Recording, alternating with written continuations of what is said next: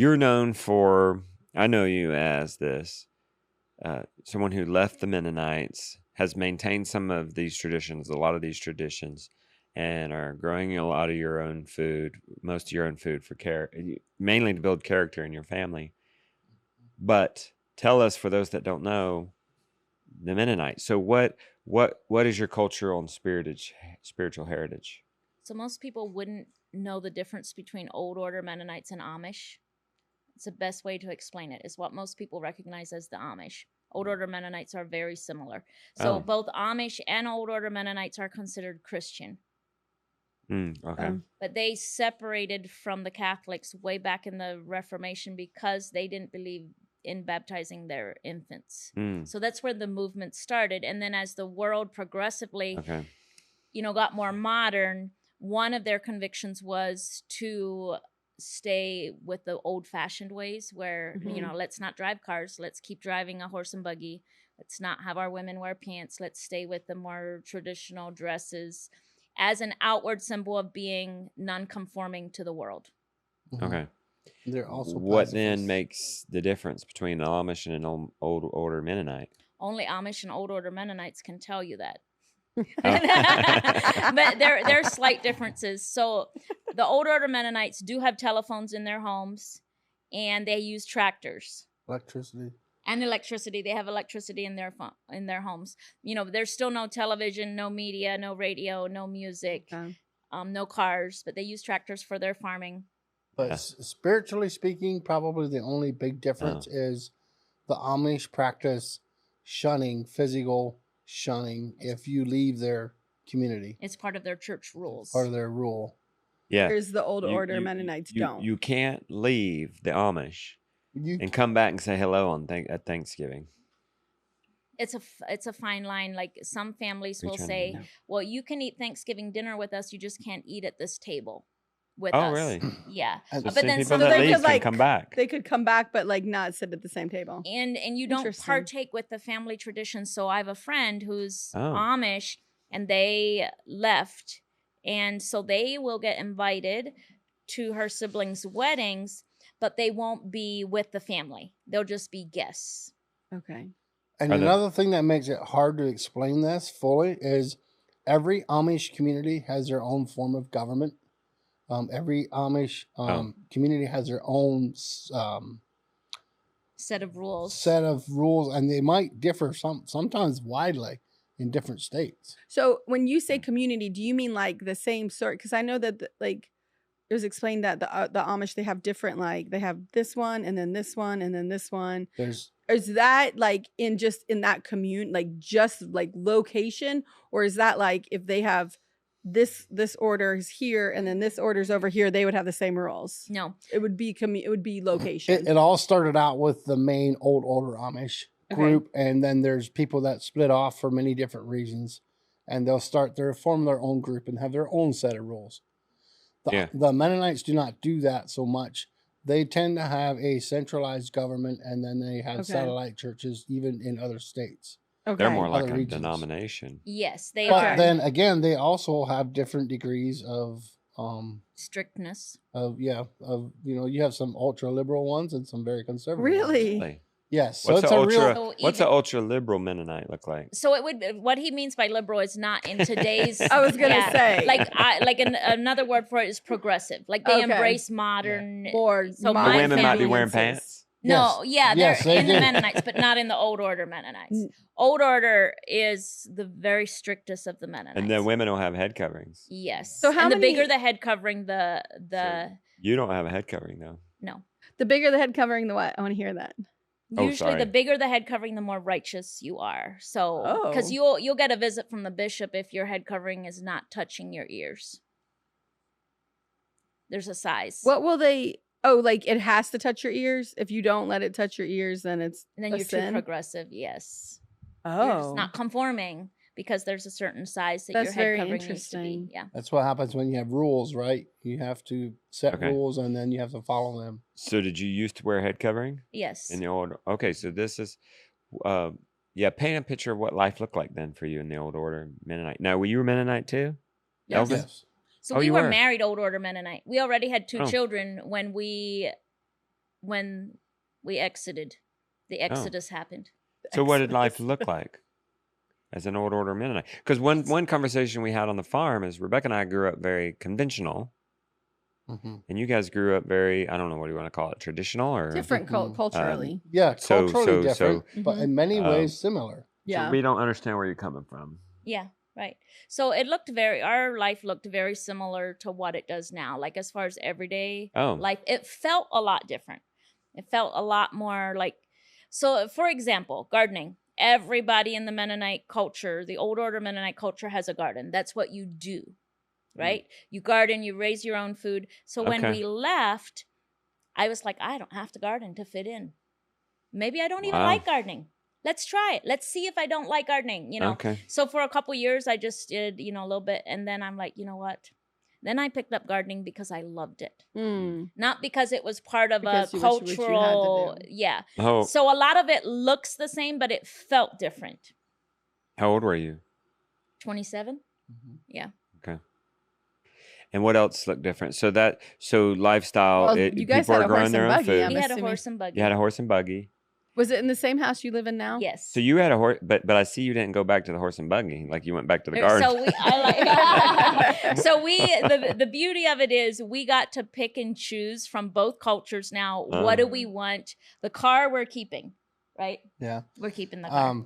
I mean, you might consider it, you might think of us as Mennonite or whatever because we're not quite like other people in some ways.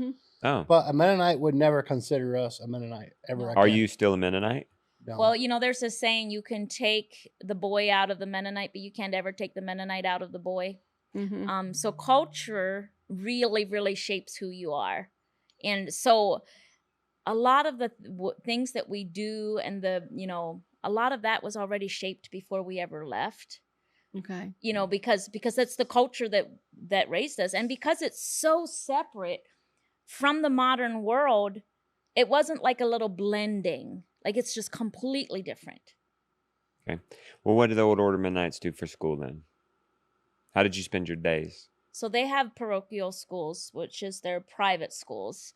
And back in, I had looked this up. Do you remember the year when they went? It was like in the 60s when the homeschool thing was becoming a thing. It was illegal, right? Yeah. And parents were getting sent to jail for not sending their kids to school. It kind of came out of that same era. So what happened is the Amish Mennonite parents actually fought this battle together, and they didn't want to send their children to high school. They wanted to bring their boys home and their girls after formal education and teach them skills and not send them to high school. If I'm not mistaken, it went all the way to the Supreme Court before they were able to establish their own schools. Yeah.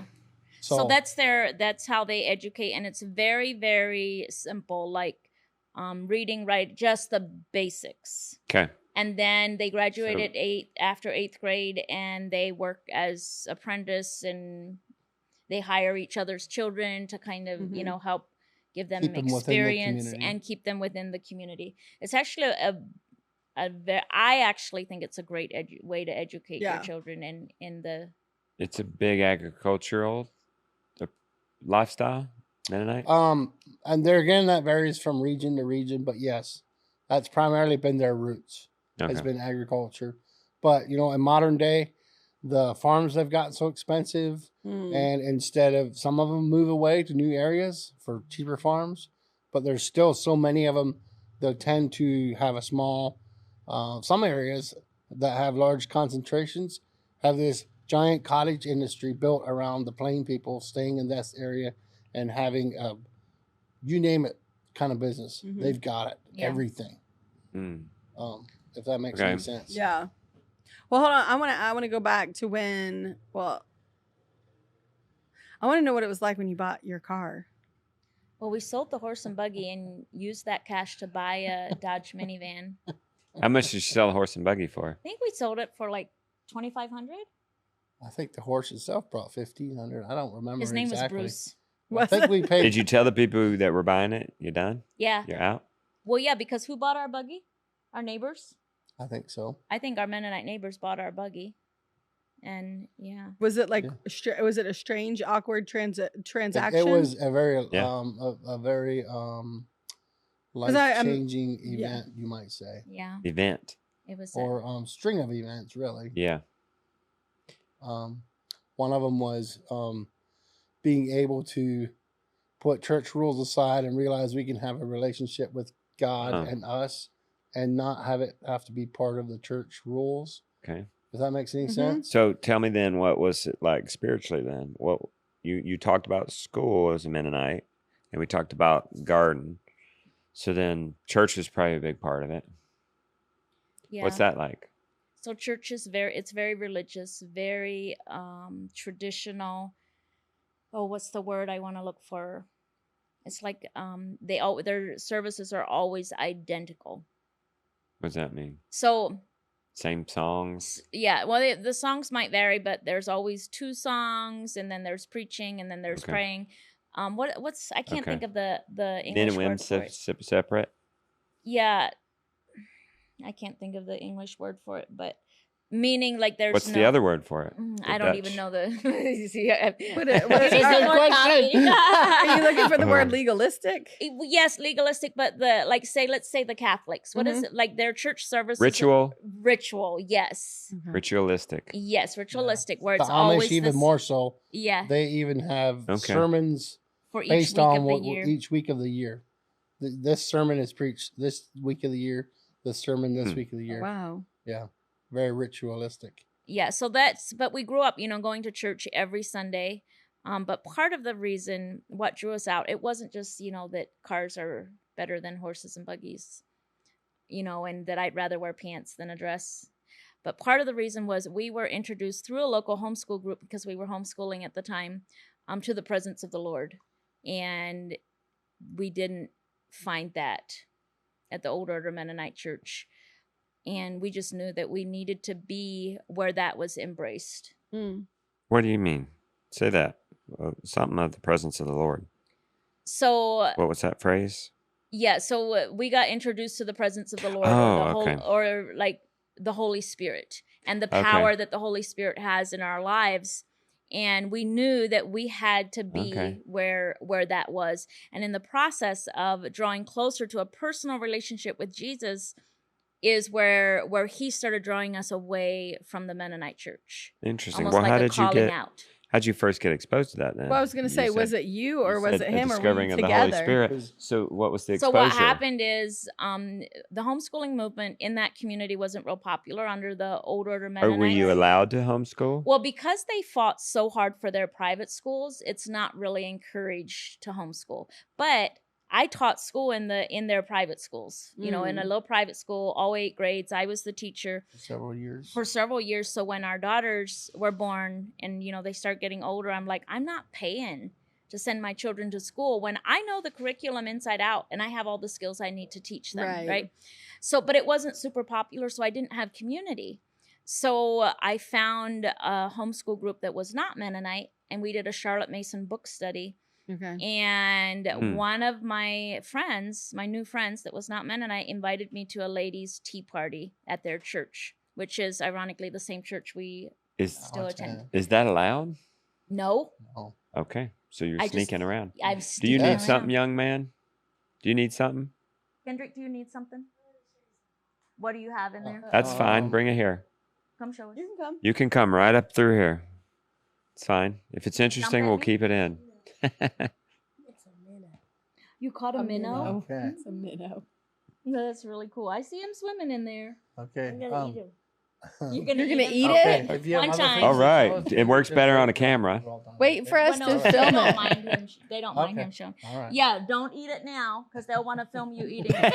That's right. She gets it. And he got it too. You see how he nodded? Yeah. So one day we were down at the river swimming, and the little boys were catching minnows, and their big sisters dared him, said, "I'll give you $20 if you eat that little fish." And they eat it. Yeah. Oh, fun. That's so funny. He's like, I'm gonna eat it. I want to. Okay, so you started this homeschooling, but I should say, are you allowed to talk to other people outside other Mennonites?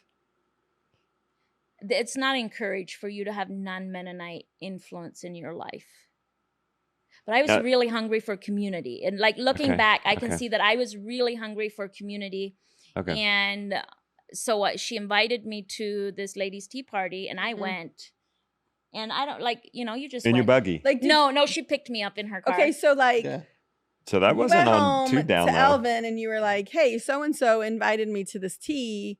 And you're okay I with think it. I'm gonna go." You're okay. And you're we just were on like, the same wavelength. Okay. Like he We wasn't were. like we have to Okay. follow all the rules. Yeah. Because Okay. we, even when we were dating, we had considered Wow. running away to get married. Okay. Aw.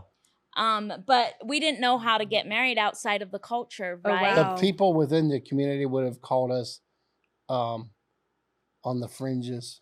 We would have Anyways, when you were a part of it, you were Yeah. kind of fringe. Yes. Okay. Yes. So, but we didn't know how to get married without being in the community, and to get married within the culture, you have to be members of the church.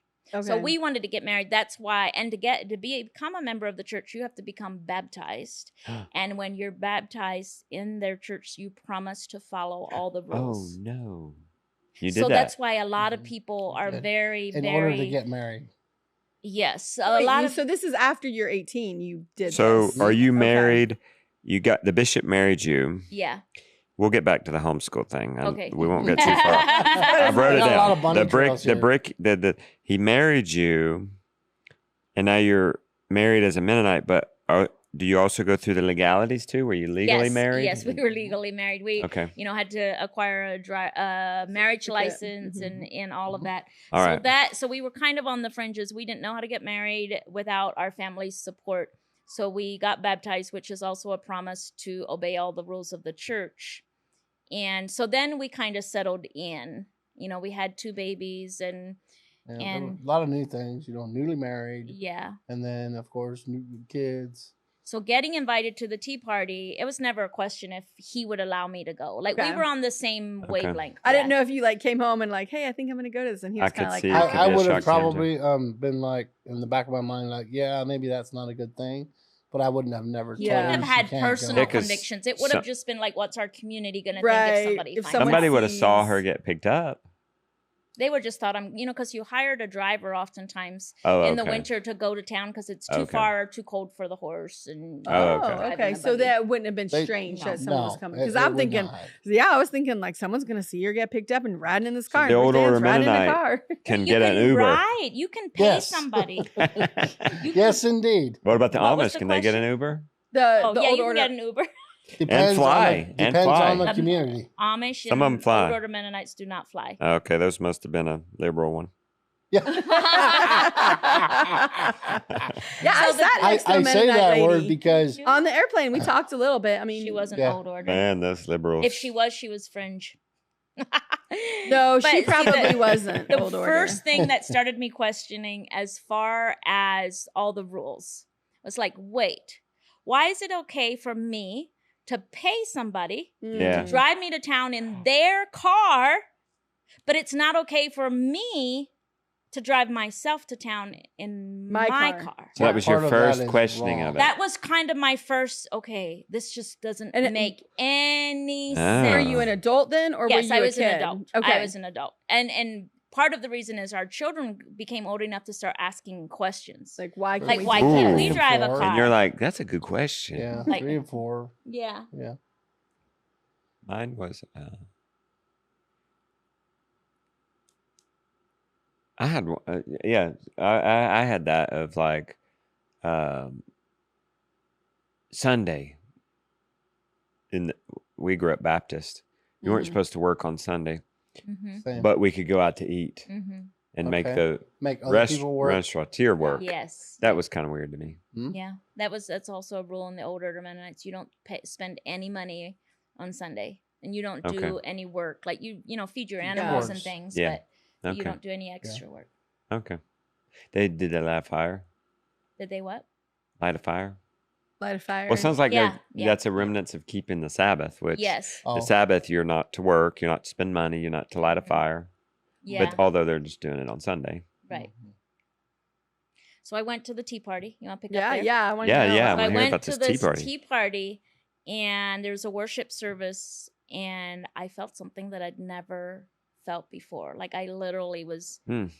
it was weeping, Mm. and there was just this sweet presence in the air, and I didn't know what it was, right? Hmm. But I also knew that whatever it was, I needed more, that it had satisfied me like nothing else had. So it took a couple weeks before I shared with somebody, and they were like, "Oh, well, that's the presence of the Lord." So I started practicing bringing that into our home, and then and then it just gained momentum. Then Elvin, got saved, and yeah, the rest all kind of. The presence of the Lord. You guys slow down here. Okay. So the presence of the Lord, that was no sort of concept. No, never ever heard about it. We'd heard about the Holy Spirit, but we didn't know what it was, right? Okay. Yeah. So we had to have it explained to us. Okay. The Pennsylvania Dutch word for that is Heilig Geist. The Heilig Geist. That's actually very German. I think it is. Which means what? Holy Ghost. Kendrick wants to eat his fish now. Okay, come on down. Where's your camera? It's up there. Come on down. He's ready. You're ready to eat. No, but you're not getting paid nothing. I heard last time you got paid. But this one's a smaller one. Wait till he's ready. Oh, that's just a little guy. Wait, hold on a second. Oh wow! Wait, show him the fish. Last time when I got $20, it was like that big. Wow. So how much do they pay you to eat this one? No. 10 cents. He's going for free, man. Okay. He's just doing it. He's All right. addicted. All right. Carnivore. I just swallowed it. Give me 5. Good job. Good job, buddy. I just swallowed it. I just swallowed it. I just swallowed it. Beaver Guardia. What is that? Parasite. Right. You can keep all that in there, Matt. This is a pretty raw podcast. I don't know if he does any editing. He's editing as we go. Good job. So if there is anything you want to take out, you got to let him know, because otherwise we roll. Okay. I'll make sure to pick my nose a few times. In the church that you were attending, the Old Order Mennonite Church, did you have a Bible? Did you were you encouraged to read your Bible? Do you know what I'm saying? Or was it like they had it and they just told you what you needed? It was a lot like that. Wouldn't you say? You were encouraged to read the Bible, and this is. Let me step back and say that all services are done in High German, not Pennsylvania Dutch, but High German, like they would have been before they came to the United States. Okay, like 300 years ago. So they've kept that, but nobody really understands High German anymore. Wow. Only so some words. It's not even a spoken language, so it doesn't create that hunger for the Word of God. It is a spoken language, but we didn't speak it. We didn't speak it, yeah. Dialect. So I think that was one of the most refreshing things for us starting to go to a different church was hearing from the Bible in English. Yeah. In your heart language. You know what they call that? The heart language. Yeah. Okay. It's the language you pray in. It was so powerful to hear the Bible in English. And we had English Bibles, mm-hmm. But we didn't have a hunger for it. And you never really read it much because so Bible just studies, had more questions that nobody seemed to want to answer. There's no Sunday school. Group Bible studies are discouraged, highly discouraged. You will actually really. Mm-hmm. Interesting. Because it's too worldly. It's the way the rest of the world does. Okay. And what it does is it brings out questions to the ministry that they really can't answer. So they'd rather not go there. Okay. If that makes any kind of sense. So I'm guessing your Bible though was in English. Yes, in German and English. You get gifted a side-by-side German and English Bible. So a lot of it is so you can see how we got this impression, like the culture is about being a member of the church and following all the rules more than it is about a personal relationship with Jesus Christ. Okay. Yeah. You had this tea. You visit our church. What kind of church is this? What, the one that we go to now? What kind of denomination? The one that had the tea. Oh, it's a non-denominational. That's just a Baptist church with a cool logo. Okay, I go with that. Yeah. I go with that. So I do think they've said we're charismatic in our worship style, if that helps at all. And maybe slightly Pentecostal, I've heard. Yeah, I'm just trying to get people a picture. Slightly Pentecostal, but not legalistic here. Pentecostal. Mm-hmm. Yeah. Like Pentecostal worship style, maybe. But it's non-denominational. Yeah. Okay, well, when you say Pentecostal, people might think of, are people speaking in tongues there? At times. Yeah, at times. Are they falling out? What does that mean? Like, where they like put their hand and then Pastors touching people and they're sometimes falling when over. we have a revival, healing. like a visiting minister. Yeah. So yeah, I Well, guess maybe we have this some isn't strains a- of Pentecostal. This isn't a This Baptist is not church. Baptist. This is No. a Church of God with a cool logo, maybe. Okay, I'm not very Pentecostal. familiar with other We don't denominations. know. Oh, okay. We just go Oh, because that's where we interesting. find Jesus. Okay. Okay, Yeah. no, it's great. Yeah, we have House not Church of looked God for everyone. elsewhere. Yeah, Yeah. so No, it we've does not sound looked more elsewhere. Church of God. We Yeah. Maybe. than we are a Baptist. total piece of going to this tiny church. Yeah. Happens to be 3 miles from our house, And the youth, there's a lot of youth and young we people, have a which small private school within the church. yeah, so that makes it very comfortable. Are you for still us. friends Yeah. with this person who Oh. brought you to the tea? Yes, Okay. they don't. Aw. They no longer attend this church. Okay. But I'm still friends with her. And they play instruments at the church. Yes. Okay. It's a pretty tiny building, so we don't have a cage for our drums. So the drums kind of are, they get too loud, so they use like the Like a beat Do you sing drum. hymns or beat more drum. more contemporary Christian music? both. We do both. We sing some hymns and some contemporary worship songs. Yeah. We're getting an Did you go to idea. the concert on Saturday night at Homestead Fest? Yes, until it rained. They sang No, not that- they had Saturday a night. version of Friday that, No, we I'll went Fly Friday Away. night. They went Do you Friday sing night. songs like "I'll Fly Away"? Yes, sometimes. Okay. Yeah, And the I'm old sure- Rugged Cross. I'm sure "Amazing Grace," "Old Yeah, and Rugged Amazing Cross." Grace. Yeah. Okay. And It Is Well With My Soul. Like Okay. we sing some of the old hymns. Yeah, these are the Baptist hymns. Okay. Yeah. This is quite the eclectic church. Yeah. It is. Yeah, little country church. It is. I like that. And Well, the pastor was from Arkansas. He grew up Baptist, I believe. I think so. Okay, and he's still the Interesting. he's still the pastor there Yeah. Mhm. Mhm. from when you guys came over. Yeah. Oh, he's Okay, been so- the- What he's year been was the pa- this that you came over? It was in early 2007. So tell us Okay. how it accelerated from the tea to the visiting this church to now. Then what?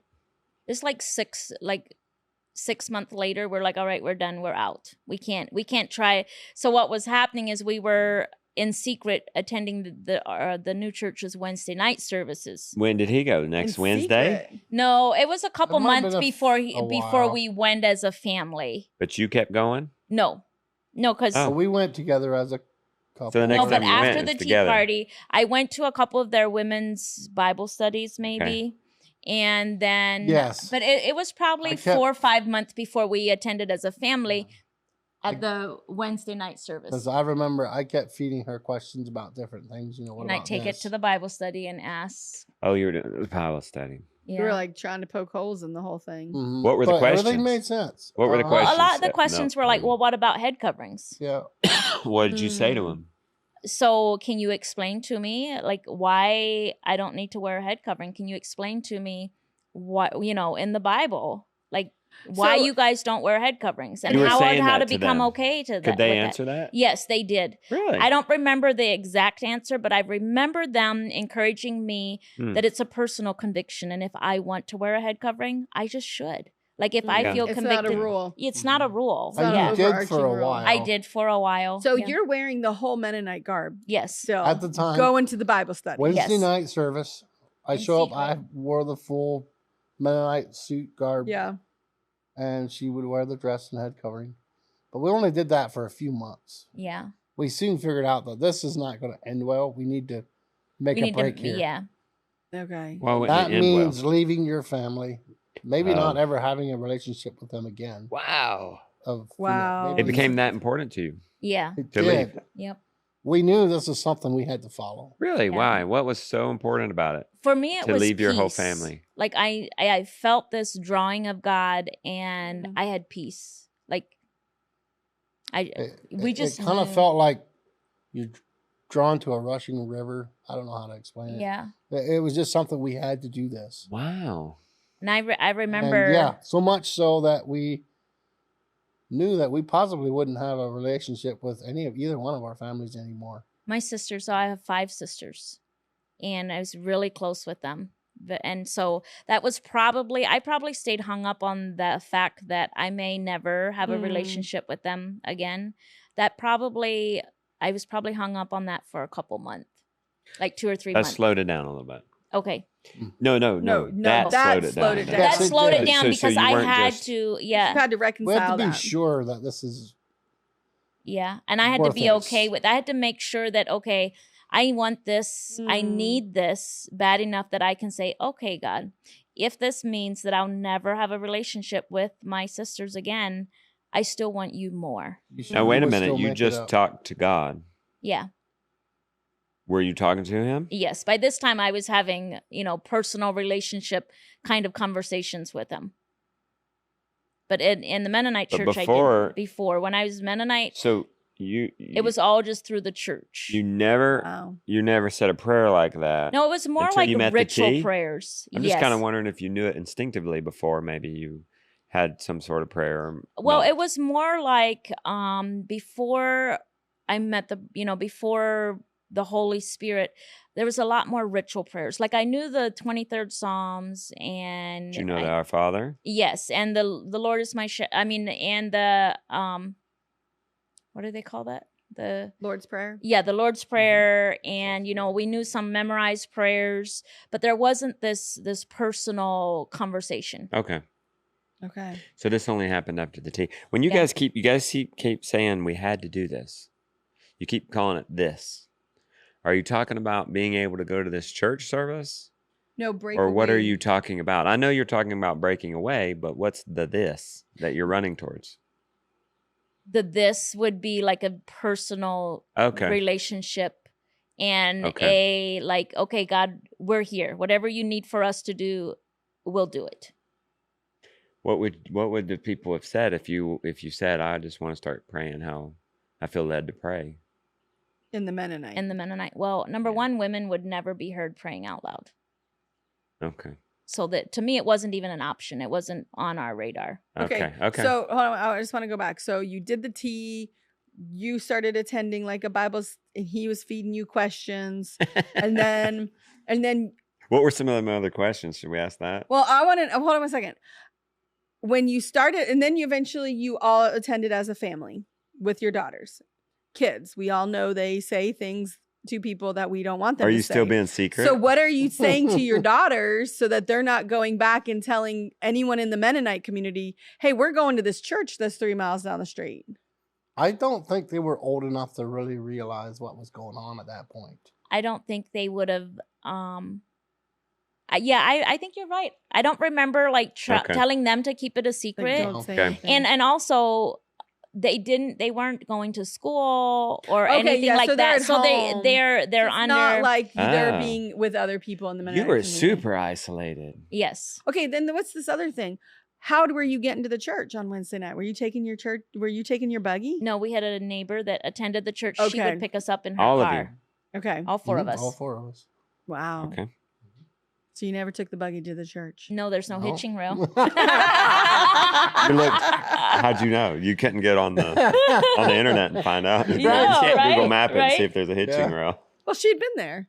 I knew there was no hitching rail. She eyed it. She's like, gotta take my horse here. And you're still wearing the garb. Yes. The whole thing. At that time. Mm-hmm. Okay, so then you're like, we got to do this. We're breaking up with the Mennonite community. Well, the thing that had to happen is we needed to tell our parents.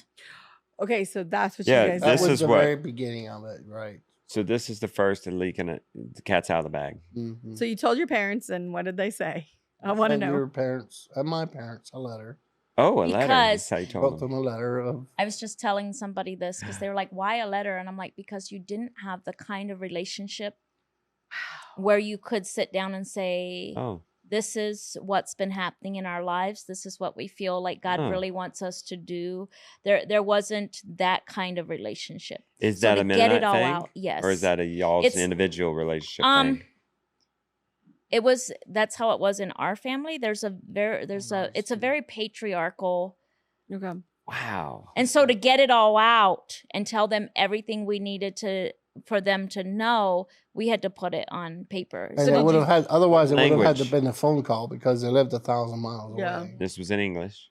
So you wrote them in English? Yes. Did you write your parents at the same time? Mm-hmm. And did you send it at the same time so that they would get it at the same time? Mm-hmm. Yeah, our parents both live in Pennsylvania. Oh. And we were in Iowa. That's 1,000 miles? Yeah. So your parents get the letter. And what happens? And we get phone calls. They try to talk us out of it. Mm-hmm. So now you're having a conversation. Now we're having a we're conversation, having a but it's very conversation. one-sided. Well, they It's had to be very heard. short. They had to get their stuff out, and that was the only way to get. Were you surprised to get a phone call? No. Was we that knew that missing would happen. protocol? Why didn't they write a letter? Good question. Well, because they had the authority to speak Okay. whatever They're the they wanted parents. to They- us. You Yeah. didn't. I can imagine. Yeah. Like I imagine Okay. your parents getting this letter, opening it up, reading it, like shock. Your mom or Yes. whoever opened the letter, your mom or your dad, That's going how to it's the going? other one saying, No, because they didn't This is live in what's the happening. same You're missing community. it. Oh, We're you mean so going to disconnected. the other parent? Yeah, It's yeah, the like, reaction. It's your just the mom is reaction. going to your dad saying, RuthAnn and Elvin have lost their mind. They're doing Yes. this Is and that how it's da-da-da. going? and then Right. and then your Would she have dad said calling lost you. your mind? Or Oh, yeah, absolutely. or worse. Or worse. Yeah. Yeah. She's And hardcore. same with into your it. family. Like someone's receiving the letter, going to I the think his opposite family parent. blamed it on me. And Well, your and family, my family your blamed it family, on her. and your family blamed They it all on knew him. Absolutely. I was the instigator. You know how those things work. They weren't I guess none of your family was surprised. I don't think my family blamed it on you. What did you tell them in your They letter? Did you say personal Well, we relationship? told them about the presence of the Lord and how we want to have a relationship with Jesus, and, Yeah. and how as we've been seeking him and seeking this relationship, he's drawing us away from the Mennonite church. Wow. And they're just like, well, that can't be, Yeah. because you've made a promise when you got baptized. Mm. But What did the you way say to that? way I see that is, we made a promise to a church, Oh, not really to God. Yeah, it was a promise to the I mean, we promised To to follow their- the rules of the church. What kind of church makes you promise to follow their rules for the rest of their life yeah. and not God? Yeah. If God leads you Oh. on a different path, Yeah. like so we you were can started see feeling that. like God was asking you to do something that. the church wasn't. Well, God was calling them to him. Yes. Yes. As yes. opposed to saying, keep going to this church and doing the rituals that they want you to do. Absolutely. Because I'm assuming you're reading the Bible at this Mhm. point. Mhm. You're saying, Or oh, well, finally- this That's right. doesn't have to be. This is their rule or this ritual, but the Bible says something a little bit different. And so when we took those questions and we went to our pastor at our new church and the Oh. pastor's wife, they would always turn it around and say, well, why don't you pray about it and see what your convictions are about it? Mm. And so that was That was a very, new very refreshing, because we Okay. had always been told, oh, this is Oh, what you and- need to do. And that's why you were going to the pastor. You needed him to say yes or no. Yes. Wow. And they're saying, no, you This is it's between you and God. They understand fully where you're coming from. Are they like Like okay, I our see why they're- families. No, the your pastor that Is you he went thinking, to. I see Does- why they're does he asking this know- because this is where they're coming from. Does he know the Mennonite ways so that he could say that to you, or was that just his I think so. conviction? I think he had enough wisdom and experience to understand that we're just Okay. going to substitute him for the The you know bishop. yes Yeah. for the rules of Exactly. the church, unless he encourages us to find our personal convictions. He'd already been a pastor for 35 years at this point. Okay. Yeah, and we He's a would have very just seasoned- substituted whatever he said we should do, because Yeah. we were that I mean, lost. Yeah. We couldn't even see that ourselves. Okay, so your parents call you guys, and Mhm. you're like, "No, we're still doing this. Like, this is who." Does you one of your parents call the bishop Probably over I don't you? know. Like, who go? Where do you go to next? Like, what happened next? So what happens in the Old Order Mennonite community is, when you partake of their twice a year communion, Mhm. you're renewing your membership. It's Right. called a Oh, wow. test of membership. Yeah.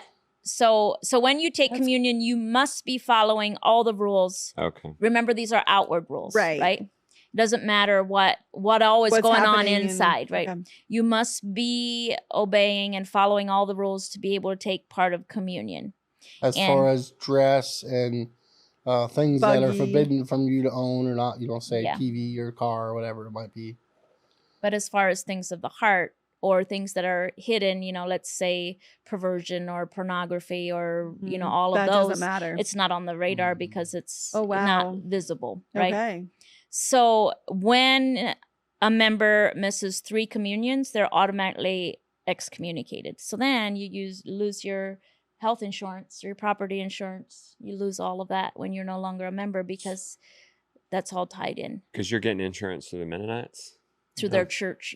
So is that Wow. what happened? You missed 3 communions? Yeah. So it's actually 18 we didn't months. even do that. When Did we go? Oh, yeah, when you we did. knew we were leaving, they have one minister. He's like over all the insurance stuff, and I went to him. I said, "Hey, we're leaving. We're not coming back." What? Yeah. What'd He he was say? kind of a guy I knew really well at the time. He We was kinda knew he him was the since- father of one of our friends. Yeah. So we felt like instead of just We letting owed him our that. membership lapse, we owed him to come right straight to his face and And say, say "Hey, you it. can take us off of all the insurance Wow. benefits. We're done." So what are you going to do for insurance? It was a huge learning curve, almost as same big as neighbor- learning how to drive a car with the Yeah. steering wheel instead of reins. Same neighbor that took us to church Was an insurance was an agent. insurance agent. Oh, that's funny. So they helped you. Yeah. Okay, so I'm assuming you've gone to this guy and he's taken you off the insurance. Word is spreading in the Mennonite community. Oh yeah. Zimmermans have gone off the deep Yeah. end. And we get Yes, we dropped have. like hot potatoes. What do you mean dropped? So you don't get invited to any functions. Your community is gone. wow.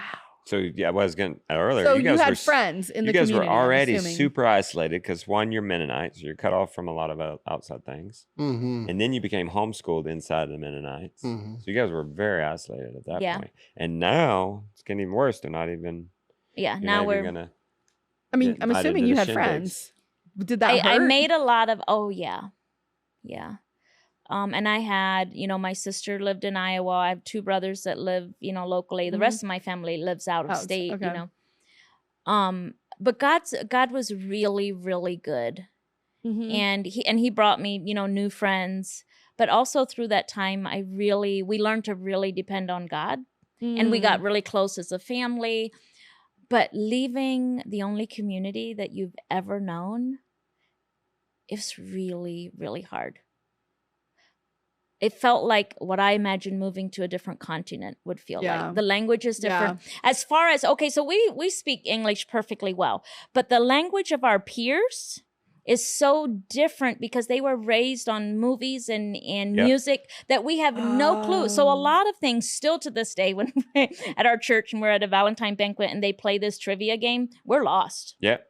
Wow. Pop culture. You're Yeah, gone. pop culture, yes. So there's just, but some of my best friends at our new church, we have nothing in common except the love for Jesus. But that's enough. Yeah, and that's kept us friends.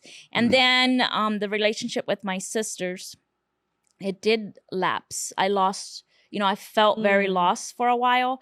But I would say in the last 5 years, as we've all kind of entered our 40s, God has restored the relationships in a way that I never could have imagined. So it wasn't immediate. No, it wasn't they immediate, you were dropped by your family. too. The families were a little, the families didn't drop us like the community did. Okay.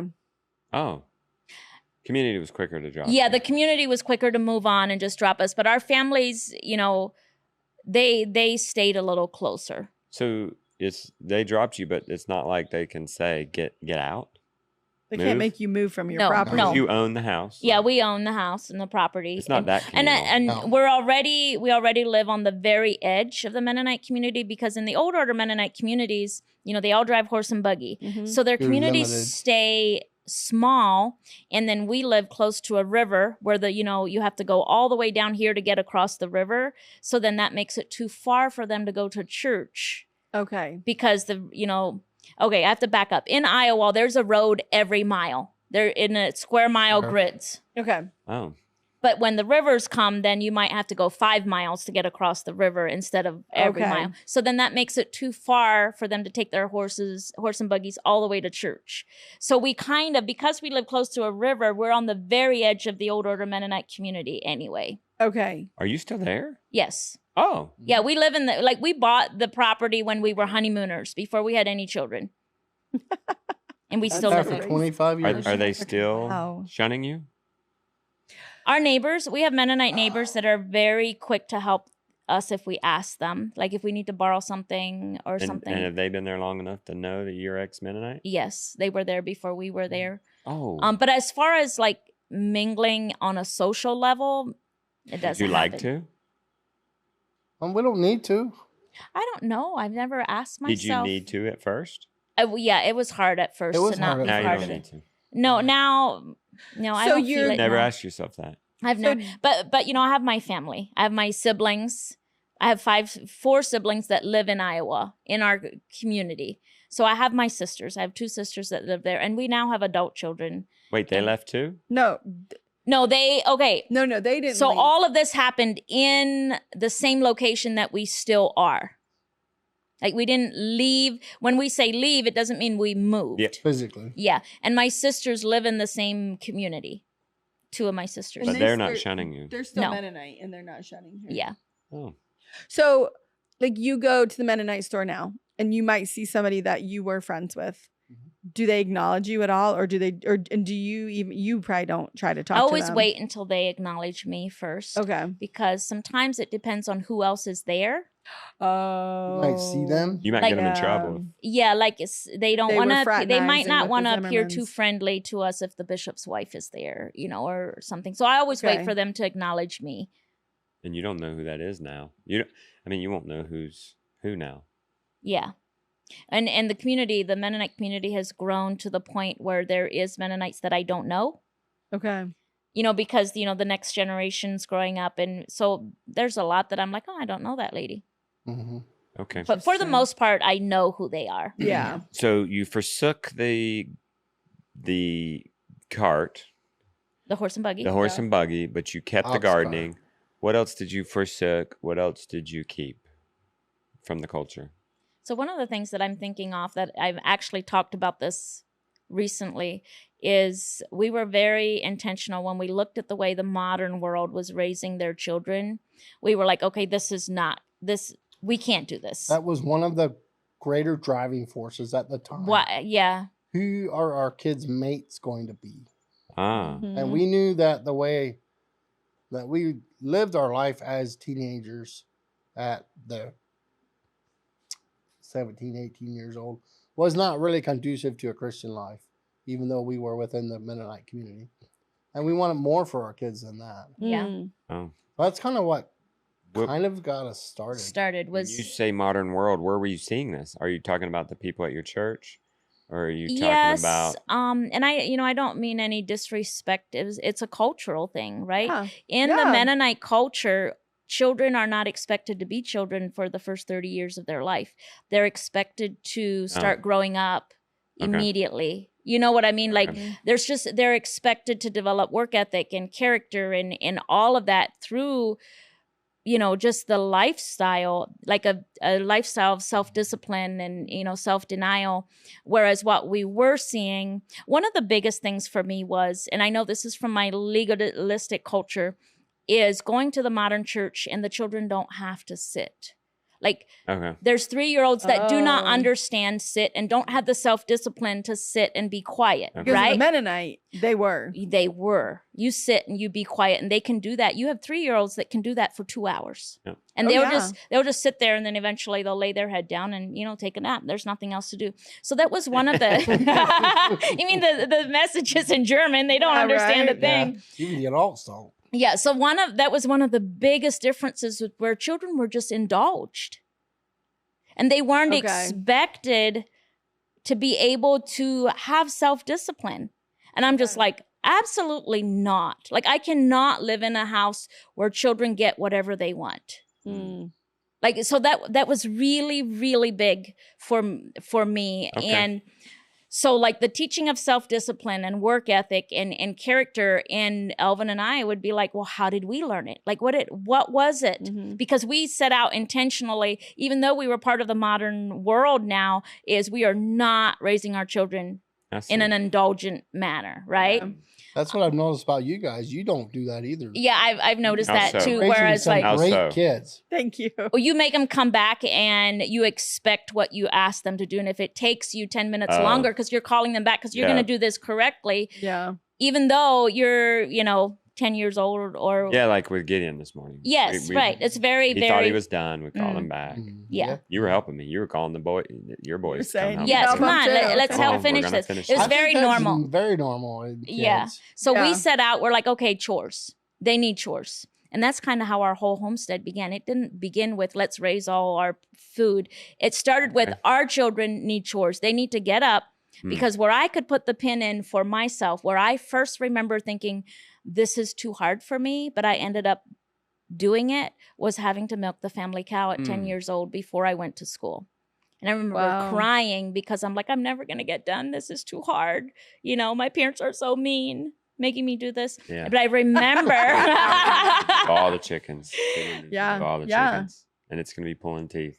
Yes. And they're going to, you know, so I remember putting my stake in and being like, okay, that's a time where I can honestly say that was character building for me, because by the end of that school term, I loved milking that cow, and I could do it while daydreaming, and it didn't even feel like work. Oh, the milking part is wonderful. Oh, I love milking a cow. So does today. Yeah, I love milking the cow. So that's how we set out.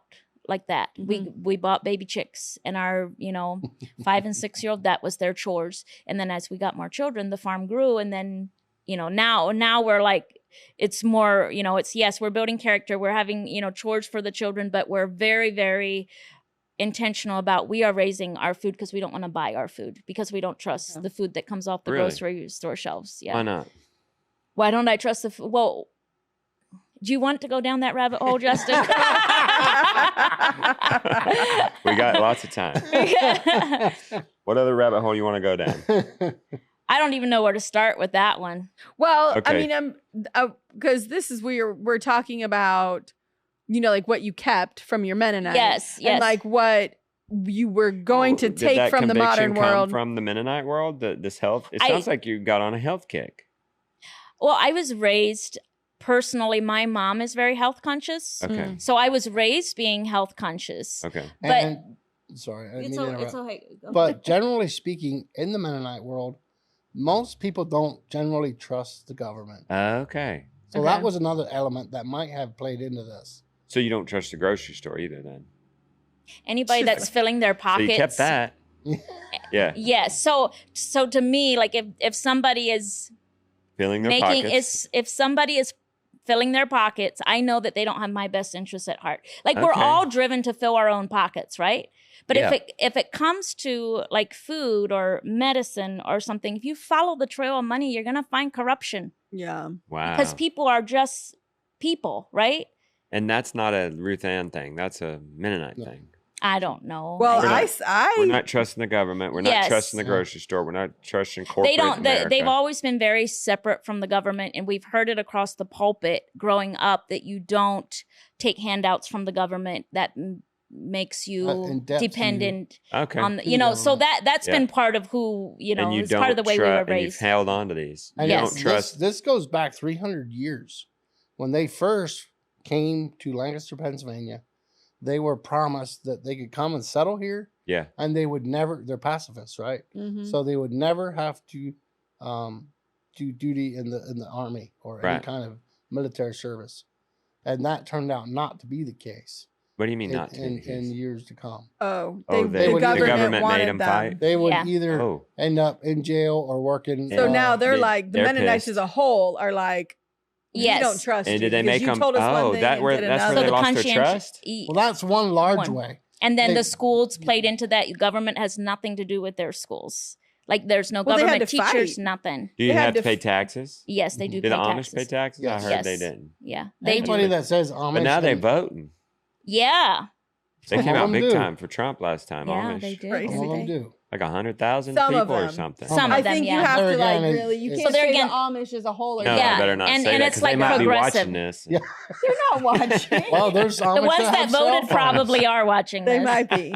Well, I mean, I've just learned a lot. Like when we went to Layman's, like just talking to, there was somebody at our talk, and I started talking to her, and she was telling me some stuff about the Amish, and I was just like blown away. This was in Ohio. This is the Ohio Amish though. Yeah. And she was telling me like they talk a different Pennsylvania Dutch. They really do. Like it's so wild.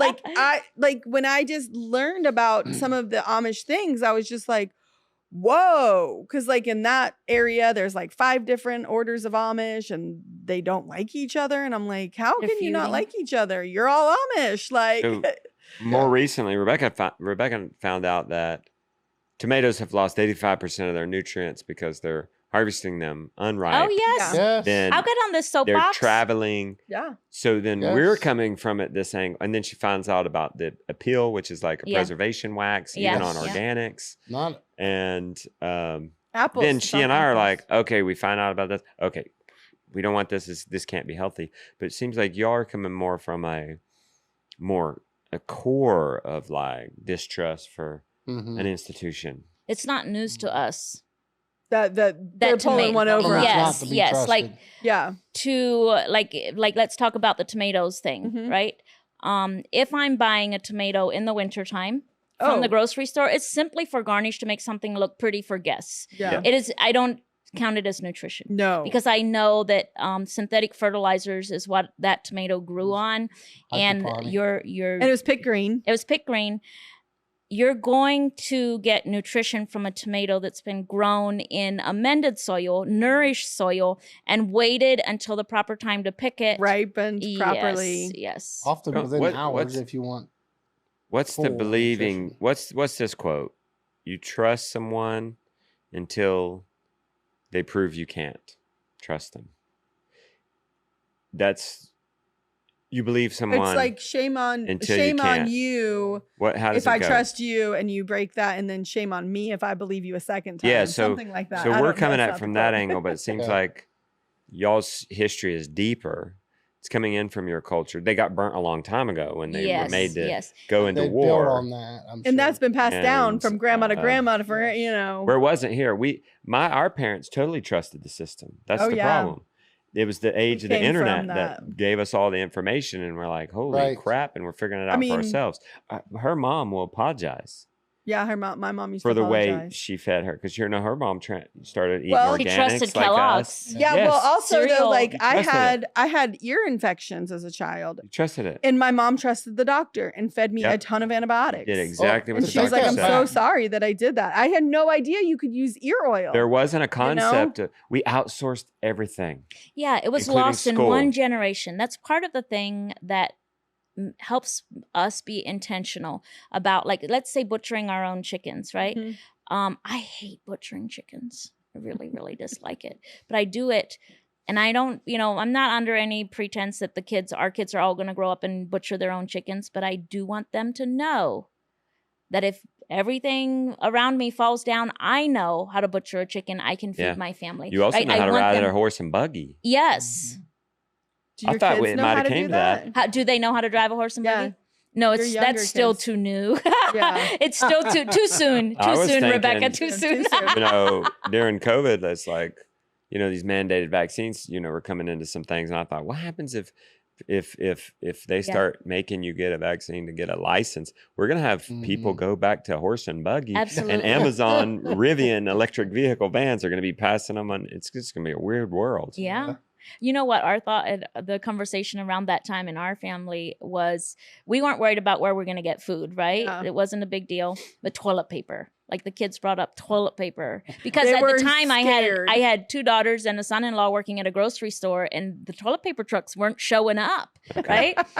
So I told my kids, I said, listen, it's not a big deal. Grandma had a stack of newspapers ripped in squares in her outhouse. We can do that. It wasn't a big deal. Yeah, Yeah. but then the kids said, well, what's a newspaper? Yeah, and then they're like, well, we don't get, because we just get the little flyer. And I'm like, Right. yo, you know what else they use? The really poor people? Corn cobs. And we have lots and lots of those. Yeah. They use corn Also, cobs. just cutting up a towel. The Cherokee Yeah, Nation. and The, reuse it. the, the rhododendron family leaves are cloth. great. Yes. Yeah. Yeah. We had a stint with family cloth Yeah. way back a long time ago when the kids were small and nobody really used a lot of it. Yeah. Yeah. Now it's like I can't So imagine. you had this core. Actually, we have this weed going back to the toilet Yeah, paper. lamb's ear. We have not lamb's ear. There's this other weed. It's like it produces these gigantic leaves. Oh, yeah, buttonweed or It's just asking. buramotla, it's just in asking Dutch. to be on your butt. I know. Yeah, I've seen them. They are That could be huge here. toilet paper. They are huge here. Ours Yeah. don't grow nearly that big. I've seen those. Yeah, and they no. have real velvety leaves, Yeah, too. and Justin's like, man, worst comes to Well. worst, we'll just go out there and pick those and cut I them wonder how up into scratchy squares. they get when they're Oh, dry. and this Right. might be the thing. Are you guys in the prairie? Or do you have the woods? No, We have some woodland, but we're mostly prairie. Oh, so that's why it's not going straight to your heads to wipe with the rhododendron leaf. Yeah. What? So rhododendrons Oh. are the we best never worried leaf to about wipe toilet with. paper because it's just Oh, everywhere. yeah, we don't. Well, it gets too cold where we're at. Yeah, no, it's the Rhododendrons. best leaf ever. Like if you're out in the It's woods here in the winter too. and you have to go to the bathroom, rhododendron, because it's nice and ribbed on thick. one side and smooth on the other. So It's nice whichever and- First wipe on the whichever rib one side, you- then the smooth side to clean it up. Fine cleaning. That's awesome. whichever one you need. So yeah, that's we were not worried. We weren't worried Well, then about when toilet you paper because we have so many When you leaves. squat in the woods, you know, it Yeah. doesn't even. You don't really need don't even toilet really get paper. that Well, messy. corn cobs. We have plenty of corn cobs, you know, Yeah, because you there's do. thousands of acres Yeah, you're of in corn Iowa. around us. Yep. Thousands of So acres. funny. They probably weren't amused when you told No, them they that. were not. They They didn't were think not. that was Okay. funny. Mm-mm. There's you kept that distrust. What else? What else did you keep? I'm and what else glad did you brought that up because I never looked at it that way. Because I always, like my more modern friends, I'm like, how are you just asking this? Mm. Yeah, You know, we like are. even We're when just asking. COVID came, you know, when all of Oh, that, yeah. I'm like, it's a virus. Like, how are you? How How is know- this just waking you up? Yes, but so you brought out a point. I've never even realized that we kept the core mistrust of the government Mhm. that's been passed down to us from our ancestors. And we always lived with that mistrust where a lot of other people are only now Mm-mm. kind of starting a mistrust. It hurt. We had a core trust, Yeah. and 2020 really Well, shook everybody. I feel like I had started mistrusting it. Like For a lot that. of the systems Mm-hmm. when we first had our Yeah, children. yeah. I feel like, you know, because we're fringe Yes. of our group. Mm-hmm. Yeah, we're definitely fringe. So we're in good company. with Well, each that's why I keep other. asking you, because usually on this side of things, you question one thing. So it might be the food, and we're switching to organic. But then before you know it, you're changing out your clothing. You're Yeah. growing it yourself. You're questioning the chemicals you use to clean the house. And before you know it, Then you're just home putting birthing. tallow all over I your know, skin. you're rubbing Right. beef fat all over your entire body. I don't know. You're My questioning parents- everything. So My you parents must not have questioned everything because we ate mayonnaise. From you From said the they store? must not have questioned Margarine. everything From the store? Yes. So here's kind of what happens. from the store. She said. So there's Sure. the culture, the modern culture does leak in. Okay. It does leak in. The influence comes, but it's like 25 years later, right? Okay. So it's just more. It's the impact isn't as huge, but the modern culture does leak in. So, for example, I never watched TV or radio or anything, but I knew all about Care Bears. Okay. How? Because I it's don't on know. shirts or On like, shirts the and stuffed in animal. books and in advertisements maybe Yeah. that came in the And mail, newspaper. you know. Get the So local it does newspaper. trickle in. It's just not not enough as intense. enough As prevalent. to just really indoctrinate you. Okay. Okay. So what else did they buy from the grocery store? That might surprise you. Or just that they, I mean, well, I've seen that too. I've seen Amish. it's like just mayo eating is so junk food. easy to make. Why would you Yes. buy it from the grocery Well, I store? also like we ate cereal, you know, things like that. Wow. But Yes, a lot of it. but it was like how I said, a lot of them, it's 25 years later. So you think about your parents, right. that's what the Mennonites are like as far as their diet goes now. Like if I Okay. compare how we're eating to the way my sisters are shopping, they're shopping more like your parents were. So it's a whole generation Oh. later. So then, why Okay. did you have the So they're go? buying Fruity Where did Pebbles the for their goal kids? come from to what we were talking about earlier? Why you won't go to the grocery store at all? Like you're making your ketchup, you're making your. Yes. You Because only. because I had got access to the internet and learned Oh. what I needed to know. So I'm now like in the Mennonite culture, I skipped the whole generation. So you know what I'm trying to Oh, say? yes. So the convenience foods are now like the rest of the world is trying to get away from convenience foods. Mhm. The Amish and Mennonites are embracing them. They're 'Cause a they're whole 25 years generation. behind. Yeah, they're a whole generation behind. They're Like, my starting to mom do would've skim milk and said- low fat Yeah. wow. cream. My sour mom cream. would have said, canned foods. Like, why should we grow that? We can buy it for 25 cents. Yeah, they're Yes, 25 years yes. behind. Yeah. Because that was my dad's Wow. attitude. That's why Yeah. he forsook the farm. So Yeah, it- he knew it how much leaks work in. it was. Yeah. And that's why Wow. he would So just for say me- it's better to buy it in the store. Yeah. Yeah. So that's where my siblings are at Oh. now. But then for me to get access to the internet Oh. and so I That shifted it it again. shifted a little bit because I was already can had back all it the up. mistrust, but I already like backpedaled far enough to be like, yes, ketchup is cheap, but it's junk, right? Ketchup in the store, you know. And you can back it up by looking it up on the internet. Yeah, then but it's junk is what you said. Yeah, like because my dad was saying it's cheaper to buy blank in the store than to grow but he wasn't considering it was sprayed. Yes. The soil was crap that it was grown in. Yes. It was picked up right. The environmental impact. He wasn't considering it on that. And I don't know if he even knew to. Yes, exactly. He just looked at the financial side of it. Yep. He didn't even look to see dollar for dollar would make sense. Health. Yeah, and nutrition wasn't a question. Right. Right. Well, like food was food back then, and nobody thought about the difference between filling your stomach or feeding your body. Right. All right. And you could. He was right. He was better off going out and making more sales. Yes. Than staying home and tending a 3-acre garden. Yes. It was cheaper. I also think back then, I've heard say that, you know, when the cigarette companies went away and all the scientists moved over to food, and that's when a lot of the shift came. Yeah. Having all this ultra processed food. Oh. Now that you just want to eat it like you're on crack. Yeah, because of all the flavor enhancers. Yeah. My mom, when we ask her, she will say, well, Cheerios weren't like the ingredients were, there was like 3 ingredients in Cheerios back when she was buying them. You know, so it was a little different. Like it wasn't as corrupt of a food system as it is now. Yeah, I mean. McDonald's was tallow. Yes. 92. 1990. I was 13. Yes. Yeah. So in a very I was eating tallow fries. I didn't even know we have gone from somewhat minimally processed foods to ultra highly processed foods. When the other thing is, in the modern 2025, you know, when they tested all this, you know, the additives and things, maybe for the sake of, you know, being fair, maybe they never considered, maybe they did, but maybe they never considered that Americans would be consuming 100% of their diet with ultra processed foods. Yeah. Yeah. You know, when they tested them, like breakfast, snack, dinner, supper, if you think about what people are eating. Goldfish. Oh my God. You know, if they eat cereal for breakfast, goldfish for a snack, you know, and sandwich then for lunch. Lunchables for lunch, you know, maybe a mandarin orange that's been shipped halfway across the world for, you know, every day. Yes, so that's a large concentration that's like 100%. Whereas we're shooting more for like an 80-20, 90-10. Who is? Like personally. So you do eat 20% junk? 10. Yes, like since we've left home, it's been 100% junk until we came here. Okay, it's hard. You know, yeah, but we try to help you detox. Yeah.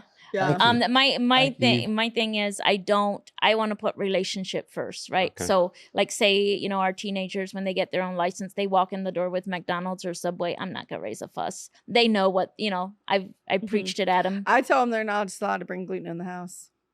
When we left the boys here and we went to we're going through that, RuthAnn. It's hard. It's hard because we raised them on this. Well, they brought burritos into my home. And we made whole sacrifices. In my house. And they, you know, our bad meal is Chipotle. I mean, at least it's Whole Foods, but it is ground and, you know, it is cooked in seed oils and it's not organic. Well, I mean, this is it. I've given them a good foundation. Yes. They know. It's funny, my midwife, because, you know, we were having our babies, so we had little kids, and she was telling us her second child went out and ate so much junk food. He got so sick. He had to move back in so she could nurse him back to health. And she's like, I did it, you know. So Doritos and drinking Mountain Dew and like. So where do you draw the line relationally? What will you absolutely not indulge in? A beer? They can't. Yeah, you can't bring that. You'll drink a beer with people? No, I don't. So you'll draw the line there. So where else? Where's the line? Where would you draw the line? Well, one of the things is it used to be you can't eat that in front of your little brothers, right? Because now they want some, and I'm not going to have them eat that. Right. You know. So they used to have to wait till you're buying your own junk food. I'm not buying it for you. 100%. That's what I told him too. Yeah. But now, like, let's say he walks in the door with a 4-foot sub. And I've asked him, I've sat him down, like, what are you thinking, right? And he's like, well, here's what I'm thinking, Mom. I'm going to indulge while my body's still young and I'm working hard every day. And then I'll know when it's time to go back to the way I know I'm supposed to eat. That's funny. I got that same response. Because I tell him, now, wait a minute. You're at the pinnacle of your health. 17. Of course you don't feel it. You can eat McDonald's 3 times a day for 30 days. And burn through it, yeah. 17 is when your testosterone and your muscle system and all of that is at its peak. It's downhill after that, Yeah, big it's all guy. Then you downhill. better feed it I mean, right. not in a that. bad way. I You know what I cringe. mean. I know that I didn't care a lick what I ate when I was I know, me 17. either. It's a me frontal neither. lobe development, It and is I'm true. not going to bash them about it because Yeah. one day they'll wake up and their frontal lobe will be fully developed and they'll start making better choices. Yeah. What day? When do they Probably frontal at develop? about 30 years old. Is it? It I thought takes it was that long. 25. I think Or between if you have 25 and kids. 30. It depends think upon the kids can- child, too. So what I are would some say. Bring other that battles along. you don't pick until they're 30? I honestly, Well, how old's Justin, your oldest? our She's not oldest even is sit only still. 24. You have them sit still in church, right? You take them, That they sit is, with you. They yes. don't go off to separate Sunday schools. Well, they do we all go to Sunday school. And Together. No, we have Everybody we have separate. Okay. different So age in big groups of church- Sunday school. Big church. We called it everybody big sit. church in the Baptist, big church. Okay. Yeah. You, Okay. He's like, okay, I it get wasn't it. the official name for it. Yeah. Right. That's but what our the main families service, call it. Everybody the main has to sit service, together? You sit. Yeah, So we you all fight sit. that battle. It depends on the child. Like, some of them are so intense and literally can't sit still as long. I don't have hard and fast rules. I just want to see growth. Wherever you're at, I want I to like see growth. that. One Hard- thing you not said to having us over hard. there, we were talking about dating or something. We were touring the farm, and you said, I don't set ages. No. Like I'll see some people say, you can have a cell phone when you're 16. One kid is 16 at 14 years old, if Yeah. you know what I mean. Yeah. And one kid isn't 16 years old until they're 22. We What also- learned You know what I that mean? early on when the girls were like 12 and 13 with was the little iPods. iPads or Yeah. iPods, yeah. And one could handle it and one couldn't. Mhm. Uh-huh. So you that's gave okay. one, and the other one didn't No, get what it. we did, because we were first time parents of 14-year-olds, we bought them. At 14, Everybody. we You bought can them have one, one. and we regretted it within 6 months. We were like, absolutely. do Why should. did you Now regret I it? have to. Yeah. There was just this shift of attention and focus, and a kind of Separation. from the like there was a family. separation. Yeah. It's the phones can be very. Individual. I said that in my speak. It's an individual entertainment Yeah, Mhm. and learning. you're not building It relationship. would be better to watch a show together. Together. I don't care Mhm. what show, even. Exactly. But You- doing it together. It would Yes. be together. So yeah, and so I- we'll tell everybody, it's no phones. Yeah. Like get off your Mhm. phone, stop scrolling. Yes. We're all watching this together. We're Yes. doing something We're being together. intentional about Even this. if it's But not, like- even if we're not Because even talking, we're just staring at a screen relationships altogether. are primarily built on shared experiences, Mhm. and when you have screens, there's zero shared experiences. It's Everybody's true. living out their own experience Mm. right Mhm. here, and so as many times as possible, if you can make a shared experience that bonds Yeah. your family, and that's why I was so close with my sisters, is because we had so many shared experiences. Yeah. Nobody knows me as well as they do, because Yeah. we grew up together. Yeah. And it's those shared experiences. And then as parents, it's our job to make sure those shared experiences are positive So, Right. as so, often as possible. so is that something you held on to then from the Mennonite? Is that the Mennonite culture to have shared experiences I think it together? was just kind of a default because It's a there's no given. media and you're Okay. bored a lot as children. And there's often large families. So There's large those things are families. kind And of y'all are geared close. towards that already. Yes, my siblings and I are close. You still see them. To this Yes. day. And they're We're still Mennonite? Yes. Are they shunned because they see you? No. Because the Mennonites don't practice shunning. It's not in their church rules that they have to shun ex-members. Like So it your is in the parents Amish. can still interact with you? Yeah. Oh, okay. Is it the Okay. same as it would be if we drive horse and buggy? But you said they wouldn't invite you to parties and stuff. No, like the community. Our family does. And that's okay. So the community will shun you. The community. Maybe I'm using the. Well, it's not. We They should find don't a call it different word. shunning. We should They use a just different don't word. want us in their. They don't want to mingle with us. In their Mingle. circle We'll call it anymore. mingle. Yeah. So the community. So in that Mennonite community, it's socially acceptable that the community halt mingling with you, but that the family keeps mingling with you. Mhm. That's fine. Yeah, that's fine. Oh, okay. How, like, I know you've had trips with your siblings. How did they get there? Because they can't Okay, take a horse and so buggy. I'm gonna confuse things a lot more by telling Okay. you this. I only have, out of the 9 of us siblings, Mhm. there's only 2 brothers that drive horse and buggy. All of the others have joined a more progressive Mennonite church Okay. and now drive cars. Okay. Okay. So Oh, wow. So Okay. only 2. So then they just catch rides with you guys. Yes. So we yes. want our children to get along when they're adults. So to people watching, what was the secret? Well, you said it. In the Mennonite community, it was default. You guys were just around each other. Shared You had experience. to, that was your choice of friends. Yes, yes. You didn't have any. I think parenting also Other plays choices. into it. Yeah. Like you can have kids that bicker among each other. And if they don't somehow overcome that before they're adults, they will grow up hating each other. And you see that sometimes. Hold on, we had an explosion. Did you hear that explosion? I did hear that explosion. What Did I was hear that? everybody like, Sound like a Somebody's gunshot? shooting. I thought it sounded like Bullfrogs somebody with a threw shotgun. something on the port, on the oh, deck. okay, that Maybe may. a board I fell didn't hear any down. kids screaming. Oh, maybe a afterwards, board So. fell Yeah, into like, the and What pond. were it you, just sorry, sounded we got like a totally slam. I like distracted. how he's Oh, like, we had You're an gonna have to say that explosion. again. That's bad. What were we saying? He was What saying were if we saying? kids are bickering, Oh, yes. they don't work it out before they're adults. They need to figure out how to settle their differences. How do you do that? I know. Please. So give us my some favorite wisdom. way with the boys, and they've gotten really good at this, but from the time they were 2, I have this little stool. It's about this wide, and it fits into the corner beside the fridge. And so they would have to sit there and communicate. And our kitchen is real Brilliant. tiny. Yeah. So they have to sit there and figure it out. And if they can't figure it out, I figure it out for them. And that usually means you lose what you're bickering over, or we're going to do chores or something like that. So literally forcing them. And when they were real little, I had to give them the words to say. I have to say, okay, you have to say, when you're done playing with this, can I have a turn? Mm-hmm. And then, you know what I mean? I had to give them the language, like the problem solving language to use with each other. And I remember the one day they were playing with empty, this was probably one of the last ones that took a long time for them to figure out, the empty shell casings from a shooting night that we had. And there was some special ones from a special gun, and they were fighting over them. And I said, all right, you guys aren't leaving this little area until you figure out how you're going to settle this. And if you can't settle them, I'm just going to take them all. And they're all mine. You have to figure this out. And so oftentimes they'll just sit there and not, they'll just be, we do that as adults. yeah. I'm not talking. You're the one giving in. I won't talk. And so then I'll say, okay, I'm going to set a timer. And you have 5 minutes to settle this or it becomes mine.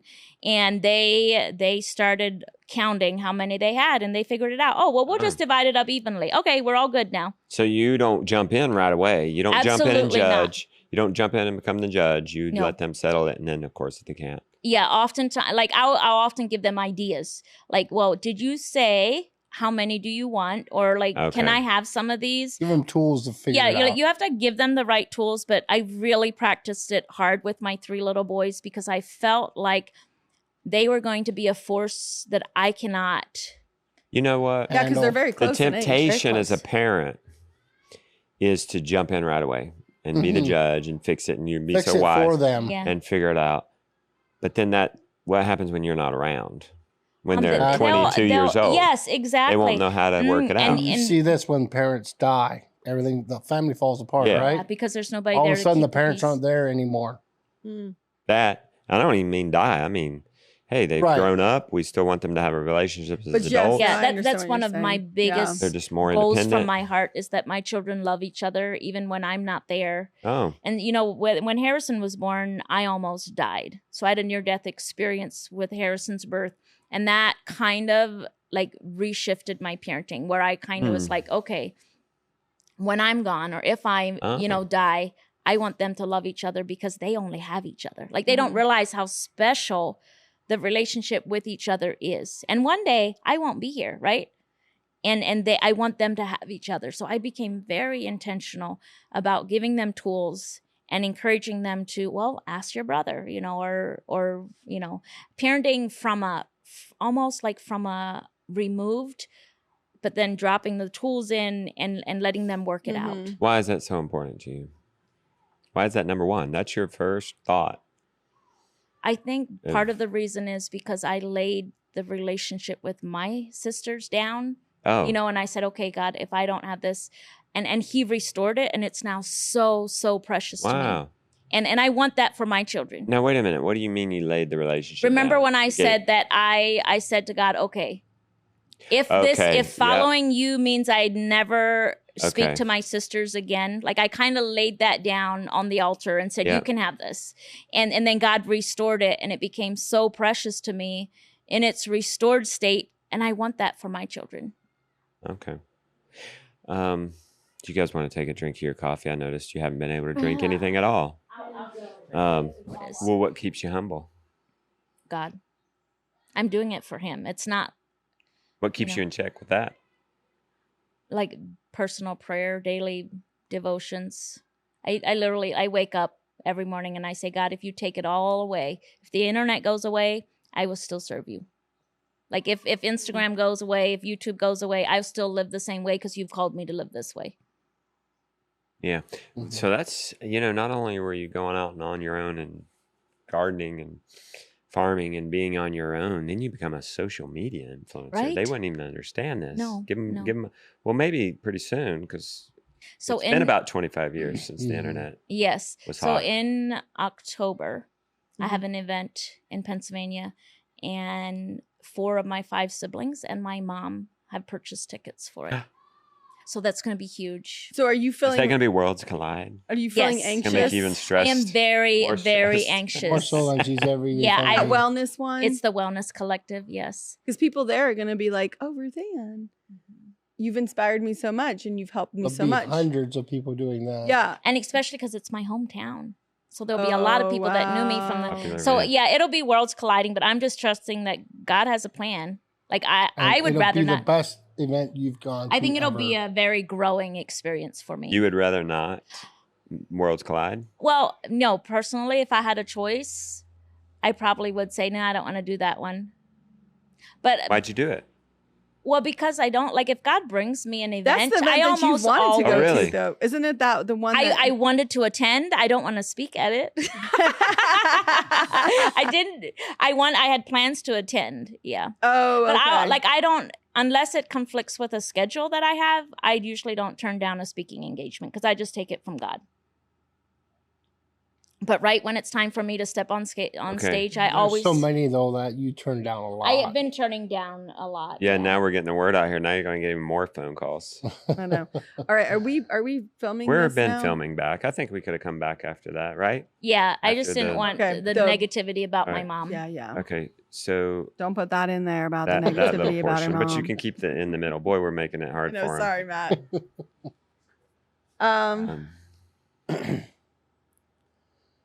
We were talking about the kids and fighting and getting along.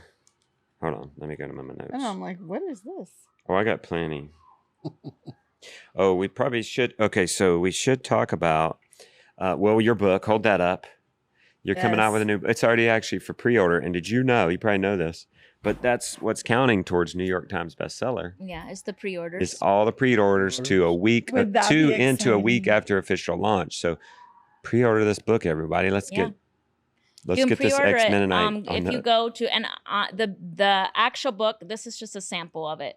The actual book is like Yeah. 200 some pages. Okay. Hardcover. It's a hardcover, And- 200-page book. I asked you in the vlog, but I should ask you this because it'll lead into a whole nother conversation. So, what's the shtick of this book? How's this different? So how's it different than all the other homesteading books? Yeah.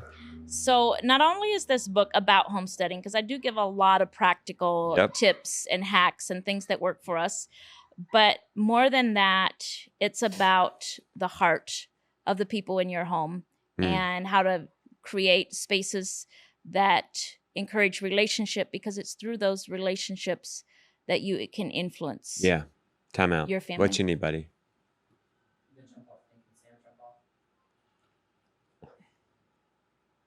No, because then everybody's going to want to jump off. Yeah, no. No. His Sorry. parents. Sorry, though. Sam. Okay.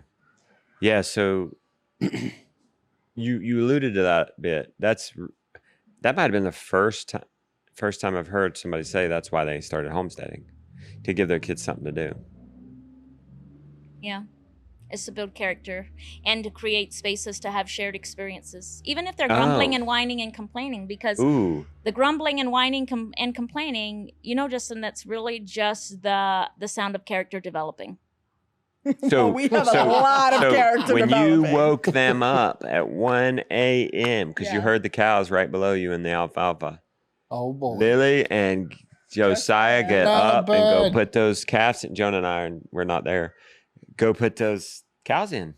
But the cows, they're because my thought waking was up. it's 1:30 in the morning and they're gonna get in my garden. Yes. And they're gonna be in my garden all night. Do you see that? When the cows are out and in the garden, it's her garden and it's my cows. Yes. Always the case. Your cows are in my garden. And we want them out. When the So, weeds need weeding, it's time to weed Lily, your garden. Lily and Josiah, well, it's good to struggle together. There's this one guy, our family farm, or our father's farm. Our father's farm. He's got a lot of kids. They're all together. They're older now. And they're all in the business. And I'm always like this. How did you make that happen? I want that for my kids. Right. He said, take them camping. Or he said, one old guy told me this a long time ago. He said, take them camping. I said, camping? He said, why? Well, you're all working and struggling together, and you usually have a difficulty, and you overcome it, and you have a good time. Mm-hmm. And then this man was like, eventually like, wait a minute. I'm raising them on the farm. Yeah. We're all Yeah. I'm camping every day, so to speak. Constantly. Yes. Every day brings difficulties. Mm-hmm. Mm-hmm. And they're struggling through it and making it work. We were at a Homesteaders event at a Q&A, and somebody said, I want to hear everybody's best, most joyous memory, something like that. And then each and every one of us, it was some disaster. Mm-hmm. The cows got out at 1 p.m. and we drudged out of the bed and we all went out there. Yeah. But 1 then a.m. by the end of it, we were laughing or something. Yeah. It was something terrible. Yeah. It was something terrible. The cows happened, got and out then when we were at became a beautiful church memory. and we had to come back and I forget And we what laughed it was. and we were wet and muddy. Yeah. And, Slipped in It the was- mud, and Yeah. then It was always this raining, ultimate and- struggle. yeah. Mm-hmm. I would say that, and see, that's the power of an intentional parent, is knowing that, okay, we got to get out and get these cows in, but from the time you wake up and you're putting your boots on until your children join you as you're walking out the door, you're like, okay, if I'm intentional, I can keep this from turning into a disaster, and I can make this a happy memory or a positive shared experience. I don't know. I pointed this out in the vlog. I'll point it out here. I don't know if this is, because this is a sample. Mm-hmm. These could be very many pages apart. This says growing confidence and character. I can read upside down and backwards.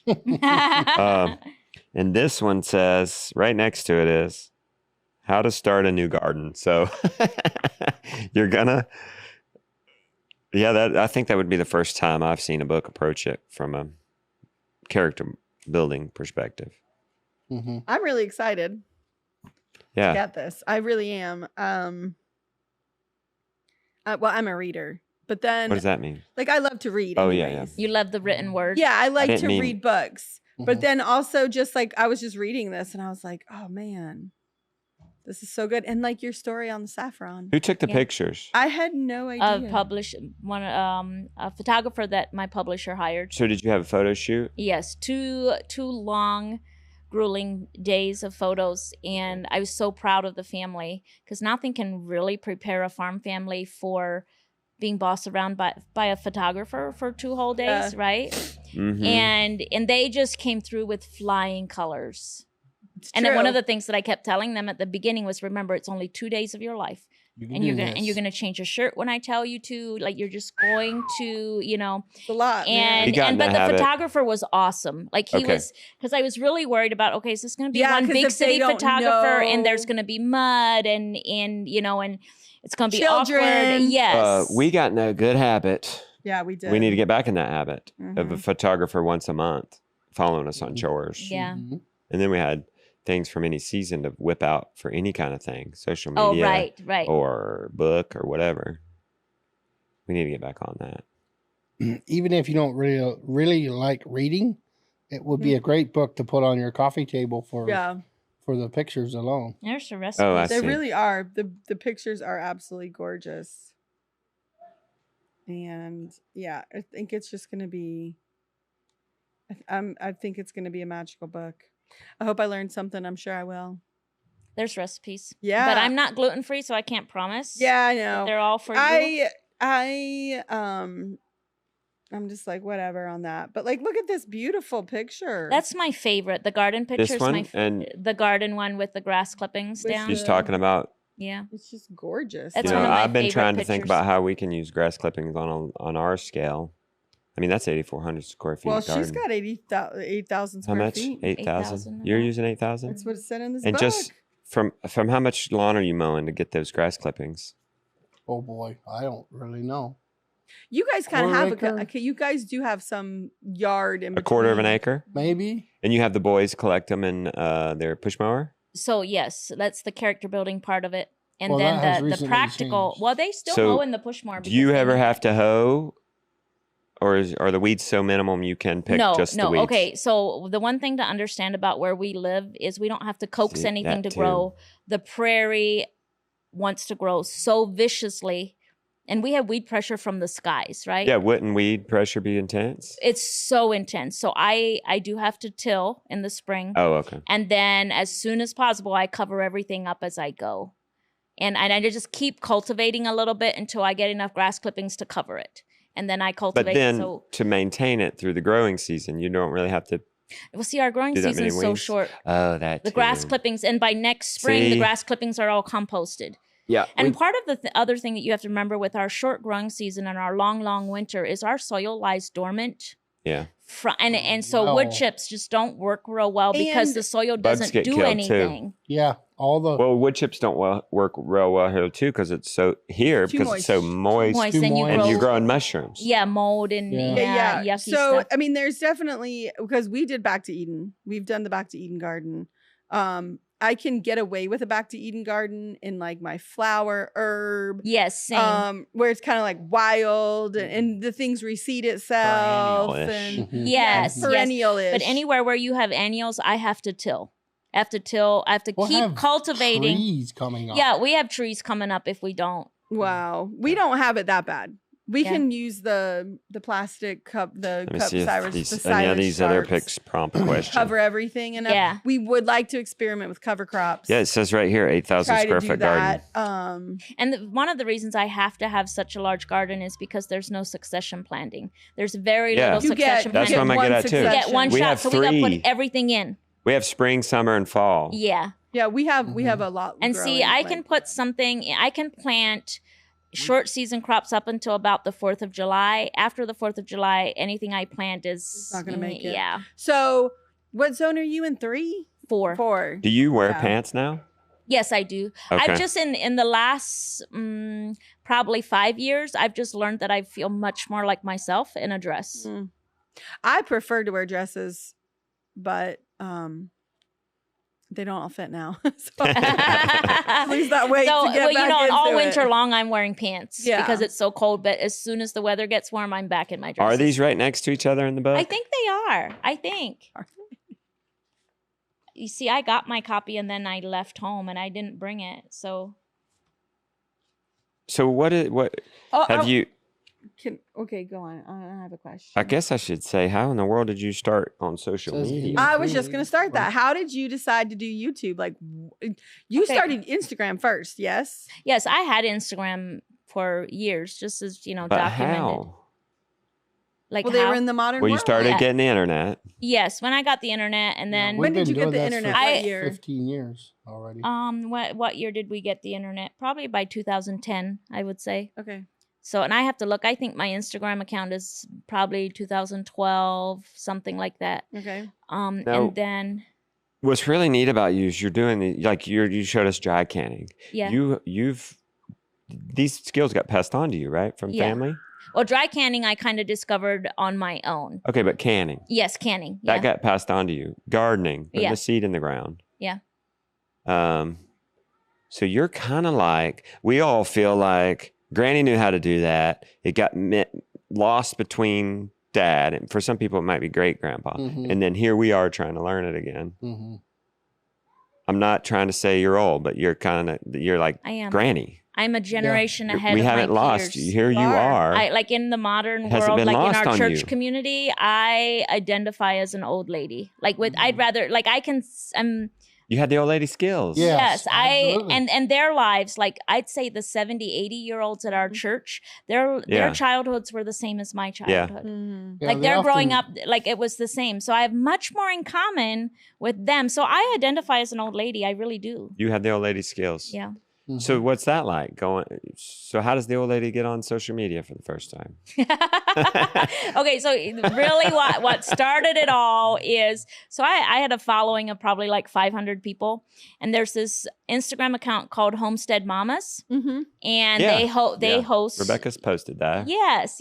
So I shared on there. When you started, and it blew up. No, that's when she blew up. That's when she I blew up. I had before. like 500 How'd you get followers, 500 and then before? by You the just end of the posting? first day, I was like at 7,000 followers, and I'm just like, okay, so that didn't start till like 2018. That was in 2021 when I did that first takeover for Homestead Wow. Mamas. Yeah. Yeah, you've both blown But up very I've recently. been playing around with YouTube in 2020. I started playing around with YouTube, not sharing that I was putting videos on, just kind of playing around, because at the time our son Mitchell was probably 14, 15. And he was like, Mom, you could make long form videos and eventually get paid for them. Like everything you're doing on Instagram, you could just make like a more teaching video instead of a 30-second video with words on it. You could do like a tutorial. And I'm like, okay, show me what that would look like. And him and I kind of played around with it. That's so sweet. And so then I don't know when I think about 2022, 23, I was like, okay, what I'm going to do for YouTube is I'm going to, 2022, I said for a whole year, I'm going to put one video a week out, always going to be the same day and the same time. And I'm going to put one video a week out, and I'm not going to check my analytics or anything. And at the end of a year, I'm going to decide if it was worth my time. And then we'll go from there, and we'll say, without hey, if I even didn't, looking at the analytics. Nope. Well, Mitchell did. Mitchell kept a close eye on the analytics. And by the end of 2023, I had hit 100,000 subscribers. Wow. And Now, wow. You decided it was worth it before you looked at the 100,000 Mitchell, subscribers? Yeah, because I got monetized, and then it was hard to ignore that deposit that I got. What were you looking from it for? What I was would have looking made it for, worth it. Oh, I was looking for probably $500, $1,000 a month to make it worth it. Okay. So There for was a a year, monetary okay. So value. for a year, you didn't look at your metrics, but then at the end of the year, you did look to make sure you met those. Yeah, to be like, okay, metrics. this is worth the time That's I'm putting probably in. smart, because you might have been discouraged if the I first still 2 months I don't look at analytics. it wasn't on pace to that. He does. Elvin does. Elvin's the analytics guy, and like Mitchell usually is too. I like the people. Yeah. I like the interaction with people. That's why you read the comments. Cheesy creativity. Yeah, a little bit, Does the arts. comments crush you? I don't read a lot of comments. If I start getting down about it, I know I've been consuming too many comments and not having enough of real life interaction. So with what people. do you do? Because weirdly enough, your content is controversial. So when those people come at you, it doesn't bother you. And You you're can just trying to be help like, people. I don't care. And they're consuming this for free, by the way. Yes, right. And you're just helping people, and you're just telling them how it is and what you do, and then you get attacked. How do you react to that? Well, I mean, there are people attacking your personal character. They're probably more attacking your my methods or things. I honestly, No, they might say, you have a funny voice. They don't like that I touch my hair. Yeah. Or like, people are just weird. And people used to get mad because I would wear my hair stop down. saying or whatever. Yeah. I've just learned that, you know what? It doesn't really matter. At the end of the day, it doesn't matter. If I've reached 2 people and touched their hearts and encouraged them to look to God, then that's all that matters. I don't really care what other. Yeah. But honestly, like, I wouldn't be human if I wouldn't say every once in a while there's comments that get to me. But I've learned that I need to have a larger concentration of in real life relationship interactions than I consume comments. So on weeks where I'm just at home all week and I'm not getting out a lot and having real life interactions, then I better not be consuming a lot of comments. Okay. I think that's why these events help me. Yes. Because I go to Homestead Fest. Every third person is saying, I love that you show your mistakes. Yes. But our cows have been getting out, and I'm getting these comments of like, when are you going to get to the point where it bothers you? You're not going to do this.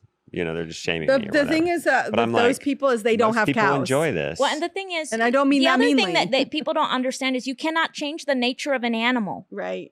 You can only change what you're doing, right? And sometimes it takes you a long time to be like, you know what? Now I know exactly how we're going to do this. You have to make enough. You have to deal with your mistakes long enough. Well, wait a minute. You saw today. We saw today that chicken fly out of the. Yes. I thought I didn't know how I did not know how those chickens were getting out. RuthAnn, I would go around the bottom because I've seen them get out of the bottom. I'm like, where are they? I put garden stakes in the bottom, and this lady is jumping off the compost pile. And I'm like, I guess I'm not clipping their wings sharp enough. Yeah. Or that, down enough, or that one hasn't. Well, that's why I say this person does not have experiences with cows or like animals. And sometimes it's not the hottest iron in the fire right now. Right. I know. And again, like somebody said, why aren't you putting that chicken in? I'm like, because I'm documenting my homestead life. If I film that, if I spent keeping chickens in, that's going to be the movie. Yeah. You're going to be bored to death again and again. And chickens and get you're going to get nothing else done. Our donkey works as kind of a livestock guardian because the smell of donkey urine is enough to keep coyotes and raccoons at bay because they know donkey urine means I'm going to get stumped, right? Right. So keeping our donkey up around our little chicken tractor has historically kept, predators away. But sometimes, so now we're letting all the cows out to the pasture and the donkey knows. If I squeeze myself in here and identify as a cow, they're going to say, he's not our problem right now. Let's just move the cows where they need to go, right? Yeah. So he got put out on pasture with the cows. And I'm like, yeah, we'll have to bring him back in. Well, the raccoons or coyotes or foxes, whatever it was, discovered it. And it was like a week later, I'm like, man, now we lost chickens, right? So the boys and I, and the donkey's not going to want to leave the pasture. So I have to take a crew, right? And I'm like, oh, you know what? I've got my phone. I'm going to film this. So I filmed bringing the donkey up to the pasture and, explained why, because we've lost some chickens. And I got accused of being a negligent animal owner because those chickens trusted me with their life and I didn't protect them. Yeah. And I wanted, what I wanted to say is, okay, here's the other side of it. Raccoon mamas are weaning their babies right now, and they want to take food to their babies. So they're going to get what's most accessible. You cannot take just the chicken out of this whole circle of life. Yeah. Like, it's a whole circle of life. You got to understand that, and I'm not on the raccoon side. I'm on the side of I want eggs, right? I don't want to lose my laying. But you have to understand there's a whole circle of life happening here that you're trying to interrupt. Yeah. Anyway, those poor chickens. Do you have any left? I do have some left. Oh, good. And I don't know. When we're gone, I try to make chores real easy for Hadassah. So I'm like, okay, we moved the chicken tractor, and it's gonna, really be bare, but it's really tight, setting really tight where they're at. You don't have to bring the donkey up because that's just it'll be what it'll be, right? Yeah. But it really isn't fun to lose laying hens because it takes it's a lot of investment. To laying. Matt, you can come back in here. So one thing I've noticed and how it relates to other viewers who maybe even aren't putting, this encourages me what you're saying. There's so many other things to do. You're on a diverse homestead. We had this one hurt because it was a fellow influencer, it's another YouTuber, and they said, some of our turkeys got overnight, and it was because they had perched on top of the coop instead of in it. And it was, tell me why they weren't secured.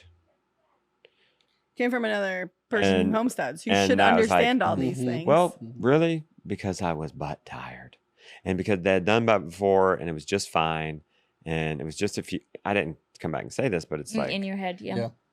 Sometimes you just get tired. Sometimes there's other more important things to address. Calculated risks. Yeah. Yes, calculated risks. Sometimes you're like, I don't really like turkey that much. Well, and sometimes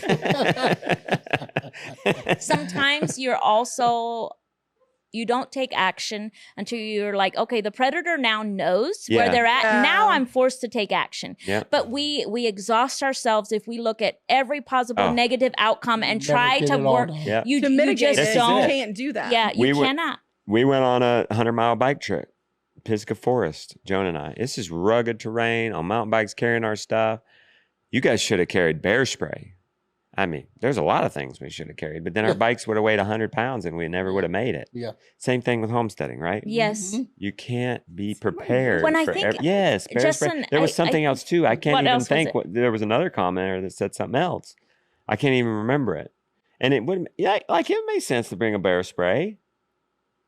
Yeah, but you can't bring I everything. That's can't. the whole point. Yeah. And you cannot foresee where every predator, but once you know there's a problem, you can fix it, but you exhaust. And I think that's what discourages so many people from even starting. Like you with the How to Keep a Family Milk Cow book. Yeah.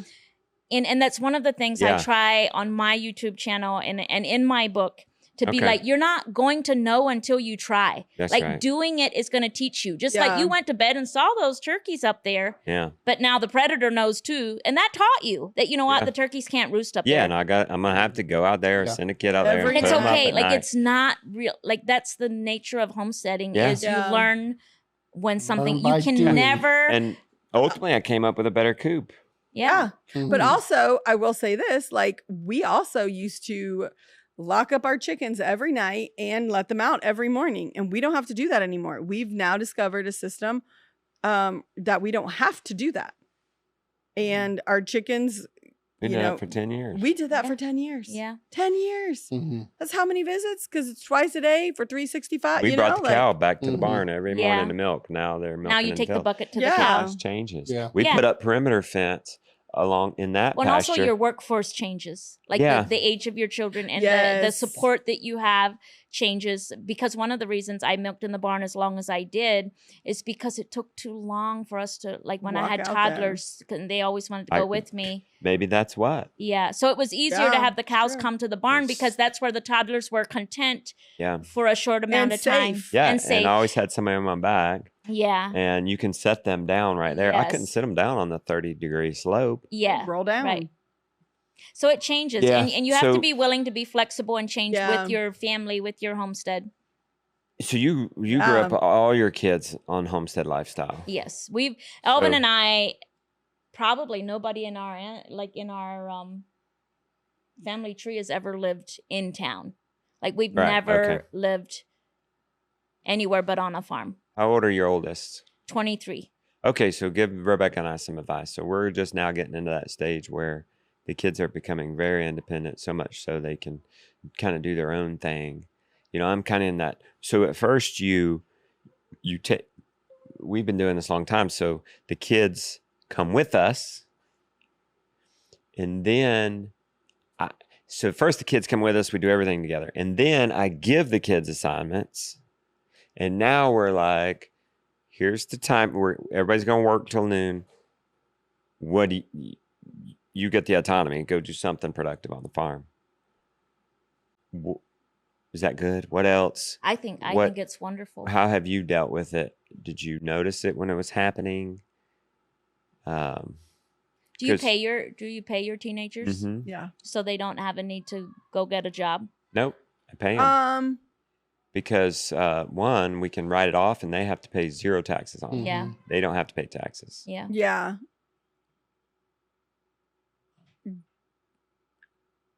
They like work for us. So they have like, yeah. I mean, they'll watch Henry for money too. Yeah. Yeah. They'll say, So hey, our- I'm going to watch Henry this afternoon so I can make That's some money. more for mad money. Yeah, Yeah. mad money for just like, for when they want to go Spending. eat junk. Yes. Yes. You're indulging. Play them. airsoft. Go Well, mountain so the biking. one thing about teenagers is, or like young adults. But they are working for their money. Sorry, I was distracted Yeah, by the, no. the gleeful Yeah, noise of the I boys. did want to say, like, they're getting Yes. paid because, Yes. like, They're in the show. the boys are working until Yes. noon every day. I mean, especially They're not getting they don't get paid for doing the dishes, sweeping No. the Yes, house, right. Like cooking that's the just your meal. room and board. They're getting Yes, paid they because get we're shooting a paid. show and we're Yes. getting paid, Mhm. and they're part of it. So yes. I can tell you what it looks like now, but Yeah. with my 3 little boys, it could very possibly look different because right now I'm okay with Mitchell getting a full-time job Mhm. because if he doesn't, I won't bring the 3 little boys up and make them Okay. and teach them, right? Yeah. So Creates Mitchell a block for the it little creates a boys. block because it's easier for me to just say, Mitchell, do it because he already right. knows because I put all of this Yeah. effort. And the same with Hadassah, right? It's, she knows how to milk the cow, but if I don't allow them to spread their wings and get other responsibilities, other jobs, I'll never invest in as intentionally. So we need to make sure that Henry and Gideon are doing things on the farm, the two youngest. Yeah, one of our goals, like we allow, like Mitchell gets a full-time job, he'll work construction all summer long. And that forces me to rely on the younger boys. And of course, it takes my time because I have to be there and teach them. Whereas with Mitchell and Hadassah, I don't have to. Yeah. So that's one of the reasons we like for our 16-year-olds to get full-time summer jobs. But like I said, it might look different with the 3 little boys because that's the end of my workforce unless the grandchildren come along and want to work for, There grandma. again, every kid is different again. Yeah, they have a different... not one age is perfect for all kids. Yeah. One of the biggest challenges, I think, with teenage boys, and I've seen you do it well, and, Elvin works full-time, so he's not there. It's really hard for me to keep them productive. When I'm the only one, and now I'm going to, now I'm going to sit down and edit, and everything just goes all downhill. It all goes, nobody, know about that. So it's very hard to have only one parent at home. Yeah. And to keep teenage boys productive and so it's a good skill for, and our teenage daughters, they had jobs too, but I'm absolutely not before 16 because I'm not driving you to your job. No way. No, I'll say to them, you got to have a vision. Yes. So if I'm going to sit down to edit or write, or it's usually in the afternoon, what's your vision for today? Mm-hmm. That's really good. And it good. could be today that Gideon's vision is to play and go wild with your boys. Yeah. That's a vision enough. They're probably going to stay out of trouble. It's a very age-appropriate vision for him. I mean, they're conquering their own world. And the big boys are doing they're working on the pond. Working on the pond. And it would have been okay if they were going to play airsoft. I just need you to have a vision. Yeah. So you're not aimless. Yes, aimless. That's the thing. It's very hard for me to keep my teenage sons from becoming aimless without him there. Yeah. And but one thing you have to your advantage, you may not even know it because you've grown up in it. You're in the country. Yeah. And you have a homestead. Yeah. So we mix with people who don't. And we're getting softies. Yes. We're getting... and what else would they do? I mean, they're at home. Well, no wonder you're going around town and doing every single thing because what else are they going to do? Yeah. You're not on a farm. They can't choose to go play airsoft or work on a pond or those boys just ran off just giggling and Yeah. I think you're right. There's a cultural advantage that we have and you guys are building it into your family culture because your family culture is going to, and you may not know this yet because your children, your older children are still very much at home. But when they go and they get spouses and they start bringing them home, the culture that you've created here is going to have more influence on your younger children. You're not going to have to work as hard to keep that culture for your younger children because you've built it so much into your older ones. It's just kind of going to leak down. Like our 3 younger boys, we don't have to work so hard with family culture because the influence that they're getting from their adult siblings that's wonderful. Really, really impacts them. And they see their big brother and their brother-in-laws making very similar choices to what we would make. And it just becomes this really beautiful family culture. Wow. One, I didn't know this, but it's happening. I wouldn't have put that pinpoint on it. Little baby Henry, will go ride the mower with Jonah and Josiah. Well, that was our culture. Yeah. I rode all of them on the mower. Every kid, they go to work and they'll do it with their boys. And now they're doing it with their younger brother, and I'm not having to do that. I say having to. I didn't mind. Yeah. But I'm not doing that. Lily is reading to Henry at night. Yeah. When I read to everybody. Yes. So see, you can see and how Father's Son, but it's still precious. And that family culture has already taken root. And then the other thing that's very beautiful, and you're going to relate to this more, is like the family culture of what words are allowed and not allowed in the home. Like that sets the tone for generations. What words or what language is allowed? Like the I hate you. Like the I'll say don't call idiot. Yes. You can't call whatever. Don't call him an idiot. Yes. Like just the language of grace, like a dialogue of grace and respect. That's part of family culture. They won't accept that from mates. They won't accept it from their children. Like it just takes root. And I love family culture. Who was telling us about family culture? Was that Darcy? Mr. Meeks.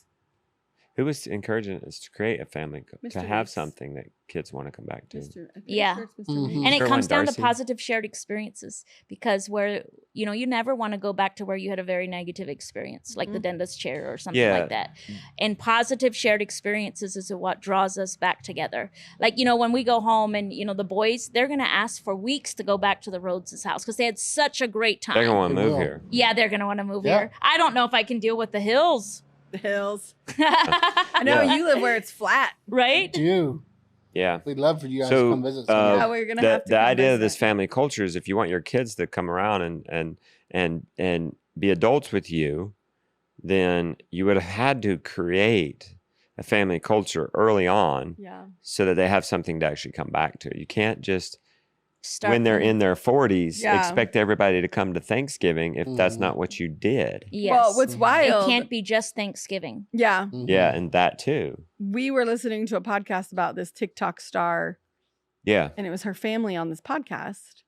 And the parents were like, yeah. So And she was only like 15 or something they're at the like time. 17 and 15, the two daughters. And they're like on TikTok, famous, whatever. And the parents are like, yeah, we figured we should start having dinner once a week as a family. Like we paused it, rewound it to make But sure that listen. we literally understood that they're only doing dinner They're at one meal. night a week. One meal together a week. One meal. We were Good like, starting point. Yeah. it was a better good starting know. point, but still, but better they're know. 15 and See, part 17. of It the- just made me so sad. There's Part going to be of no it family is- culture There's there. no family culture. No. And see, family culture happens in those mundane, Yeah. Every day. the Yeah. the concentration of mundane everyday moments is where Okay. family culture happens more than at Christmas and Disney vacations. And like, you know, so the family culture, you know, we have family dinner once a week. That's when all the adult kids come home and we're Right. intentional. But that doesn't mean we're sitting down to eat together more than once a day. Yeah. And You know, probably, breakfast, dinner, So, supper. so you call it family dinner, It's because when the adult kids come home, the 22-year-olds, yes. and they're And very their much spouses. expected to come to that as much as anybody else's Thanksgiving. Yeah. And it's What not happens like if they don't come? Well, they can get out of it, but I just kind of make them feel bad when they do. But I have grace It's for come them to the because, point you know, where they do we want weren't to here. come. Yeah. Okay. Yeah. Like they'll show up Why do they want to come? because I make special food. because it's Okay. good food, man. No, and then, I've you seen know, her food. She's Then making strawberry pie. we, you know, ice sit around the cream. fire and we I have wanna good come to family conversation. dinner. I When know we is- want to come eat family who- dinner who's- with you guys. Yes, you have of should. age for our kids. They marry into this. They're our Let me see. kids. So we have a They're our 17-year-old kids. son. Then we have a 15-year-old daughter. Ooh, there we go. I mean, So, but yeah, it maybe on the becomes a, Zimmermans is on our to-do list this summer. We could do an arranged marriage. Yeah. Right, it's right. I like to call it arranged options. Arranged we options. expose them to each other. yeah, expose them to each other. Well, it's funny. I can relate. to you that. know, I If I do. asked you if your teens were coming. Yeah. Yeah, I want right. one of these events to do a teen meetup. Yeah, That'd be fun. Yeah. I think a lot of parents are intimidated, Yeah, I don't know especially how if well it's it their would go off. first, their oldest children. Mm. But yeah, the family dinner is Some- just fun, and I did there for a while. I kind of let it lapse. Not that people didn't come, but I waited to too late in the day to start preparing, and then the kids would come home from school, and I'd need all their help. And it I started seeing the younger kids just be kind of like, oh my goodness, this family dinner is so much work. Whereas in the beginning, it started out with me saying, I'm going to do this for you, and you're not going to have to help. Like, I'm going to make this delicious meal for you, and I'm going to serve it to you, and you're going to be, wow, this is really good, without requiring it to be a lot of extra chores for the kids still living at home. But then, of course, you know, I don't really like to be in the kitchen. I like to be outside or with the animals. Then I kind of, you know, lapsed and I, you know, push it off. Oh, I can do it after 3 when the kids come home. So I'm trying to be very intentional this summer about picking it back up where it's my way to really intentionally make them feel loved with the food I'm making. Yeah, well, our family dinner, I'm like, I want everyone to help because Well, and it takes me all day to do it yeah. by myself. Well, But- then we have to make it a time of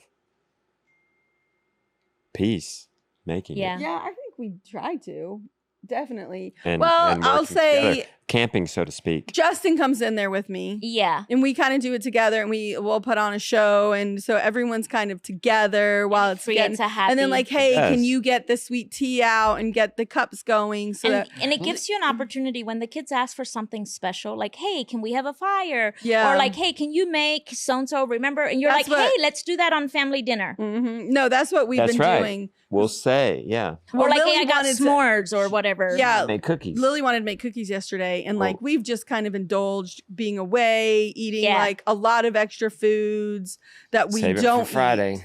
And I was like, no, we're not making cookies. Save it for family dinner. We're gonna Yeah. because once a week.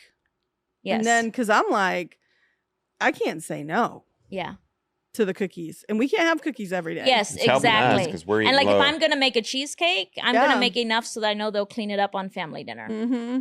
Oh yeah. And it's so it's kind of our That's right. indulgent night. And we Yeah. say, boy, we haven't had biscuits and gravy in a while. Well, Oh yeah. Oh, let's yeah, put it like- on or we menu want to for eat Friday. pizza, Yes. or we we wanna want eat to. Yes. Japanese steak Mhm. and chicken. We did chicken pot pie. Like, oh, Justin's that- like, oh, that I really nailed want to it. eat chicken pot pie. I haven't Like, had that. oh, in a long- family dinner. I was like, yeah. so we made chicken pot pie with biscuits. Yeah.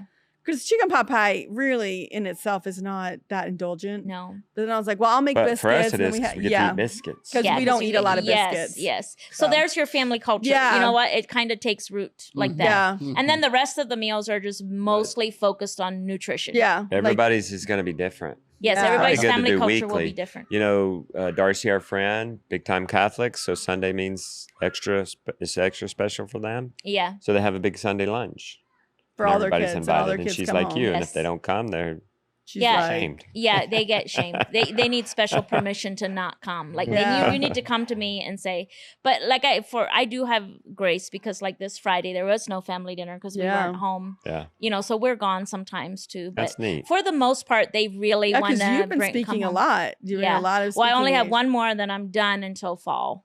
Oh, So that's good. yeah, I just have the Idaho one. So I have grace, but I make sure that they know I really want them there and that it means Yeah. something to me for them to make it a priority. But it doesn't mean that other meals of the week we're not sitting down and eating together. Right. Right. We still are all I mean, sitting Right. down we eat together. 2 to 3 meals together a day. Yeah. Yeah, 3 meals a day, growing up, basically. we set a family dinner table and all like nobody ate until everybody was there and grace was said.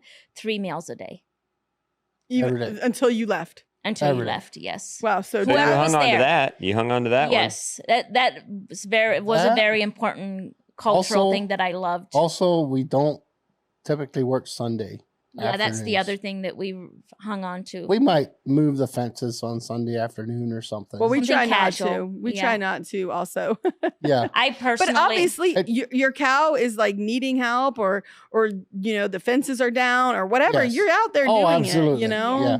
we We just try not don't to, plan though. on doing projects on Yeah. Sunday. Yeah. We're the same way. We Yeah. do Saturday. We call it a 0 day, yes, Yeah, which is just I chores. think every person yes, needs just that in their No life. chores. projects. Everybody gets to do what they want. Sleep in a little bit. Yeah, you sleep in and you just We actually have a rest. friend who's been farm sitting on Saturdays for us, which is Yeah, that works nice. out because they rest on Sunday. They like, Yeah. and We they- rest on Saturday. They Yeah. want So- milk and Yeah. eggs, so Yeah, they then get they milk get and the- eggs out of Yeah. it, and That's really nice. it's Good idea. nice. It gives You do that to everybody a Keaton break. Ben eventually.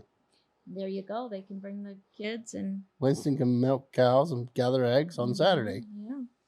So if they go to RuthAnn Zimmerman, RuthAnnZim.com. oh, and then that's where they can get the book. You can or on pre-order. any There's places they options order on the books, website for them Barnes to and pre-order. Noble, Amazon. Yeah. All those. RuthAnn Zim, but also social media. So Instagram, so YouTube. RuthAnn Zimmerman. Ruth They'll Ann find Zim. it'll come yeah, up. it'll come You're up. big enough that they'll come up. Yeah. And on YouTube. Yes. YouTube All right. is She's got lots of Oh, cooking that'll come videos. up. Encourage everybody. I to do. Those are follow really her. popular. Oh, this Yeah. would be my closing word for you. You are, granny, a skilled granny on social media. Yeah. Why I would suppose. people not follow? I think that's your. You might be lured to think, oh, it's my ex-Mennonite story. No, I think we are Just a all very young longing for granny. somebody who's had this knowledge for a while. Yeah. So thank you for jumping ship onto social media. That might have a rub on you sometimes. Thank you for going to social media because you're Mhm. impacting so many that way. Well, you're Really welcome. are. Because they've lost their granny. Okay. Yeah. They Mhm. can't go to granny anymore. And Yeah. yeah, the connection's They have to lost. go to you. And the generation, the young grannies don't know it. Right. You know, the previous generation didn't. No, at this Get point, the it's great skills. grannies. Yeah, it's great Mhm. We're grannies. great granny. Yeah, I'm great granny. I'm comfortable with that. I've got gray hairs. You just can't see them. They're underneath. Are you called granny by your grandson? So the Pennsylvania Dutch for grandma and grandpa is mummy and dotty. Okay. So we are mummy and dotty. Okay. Oh, fun. Yeah.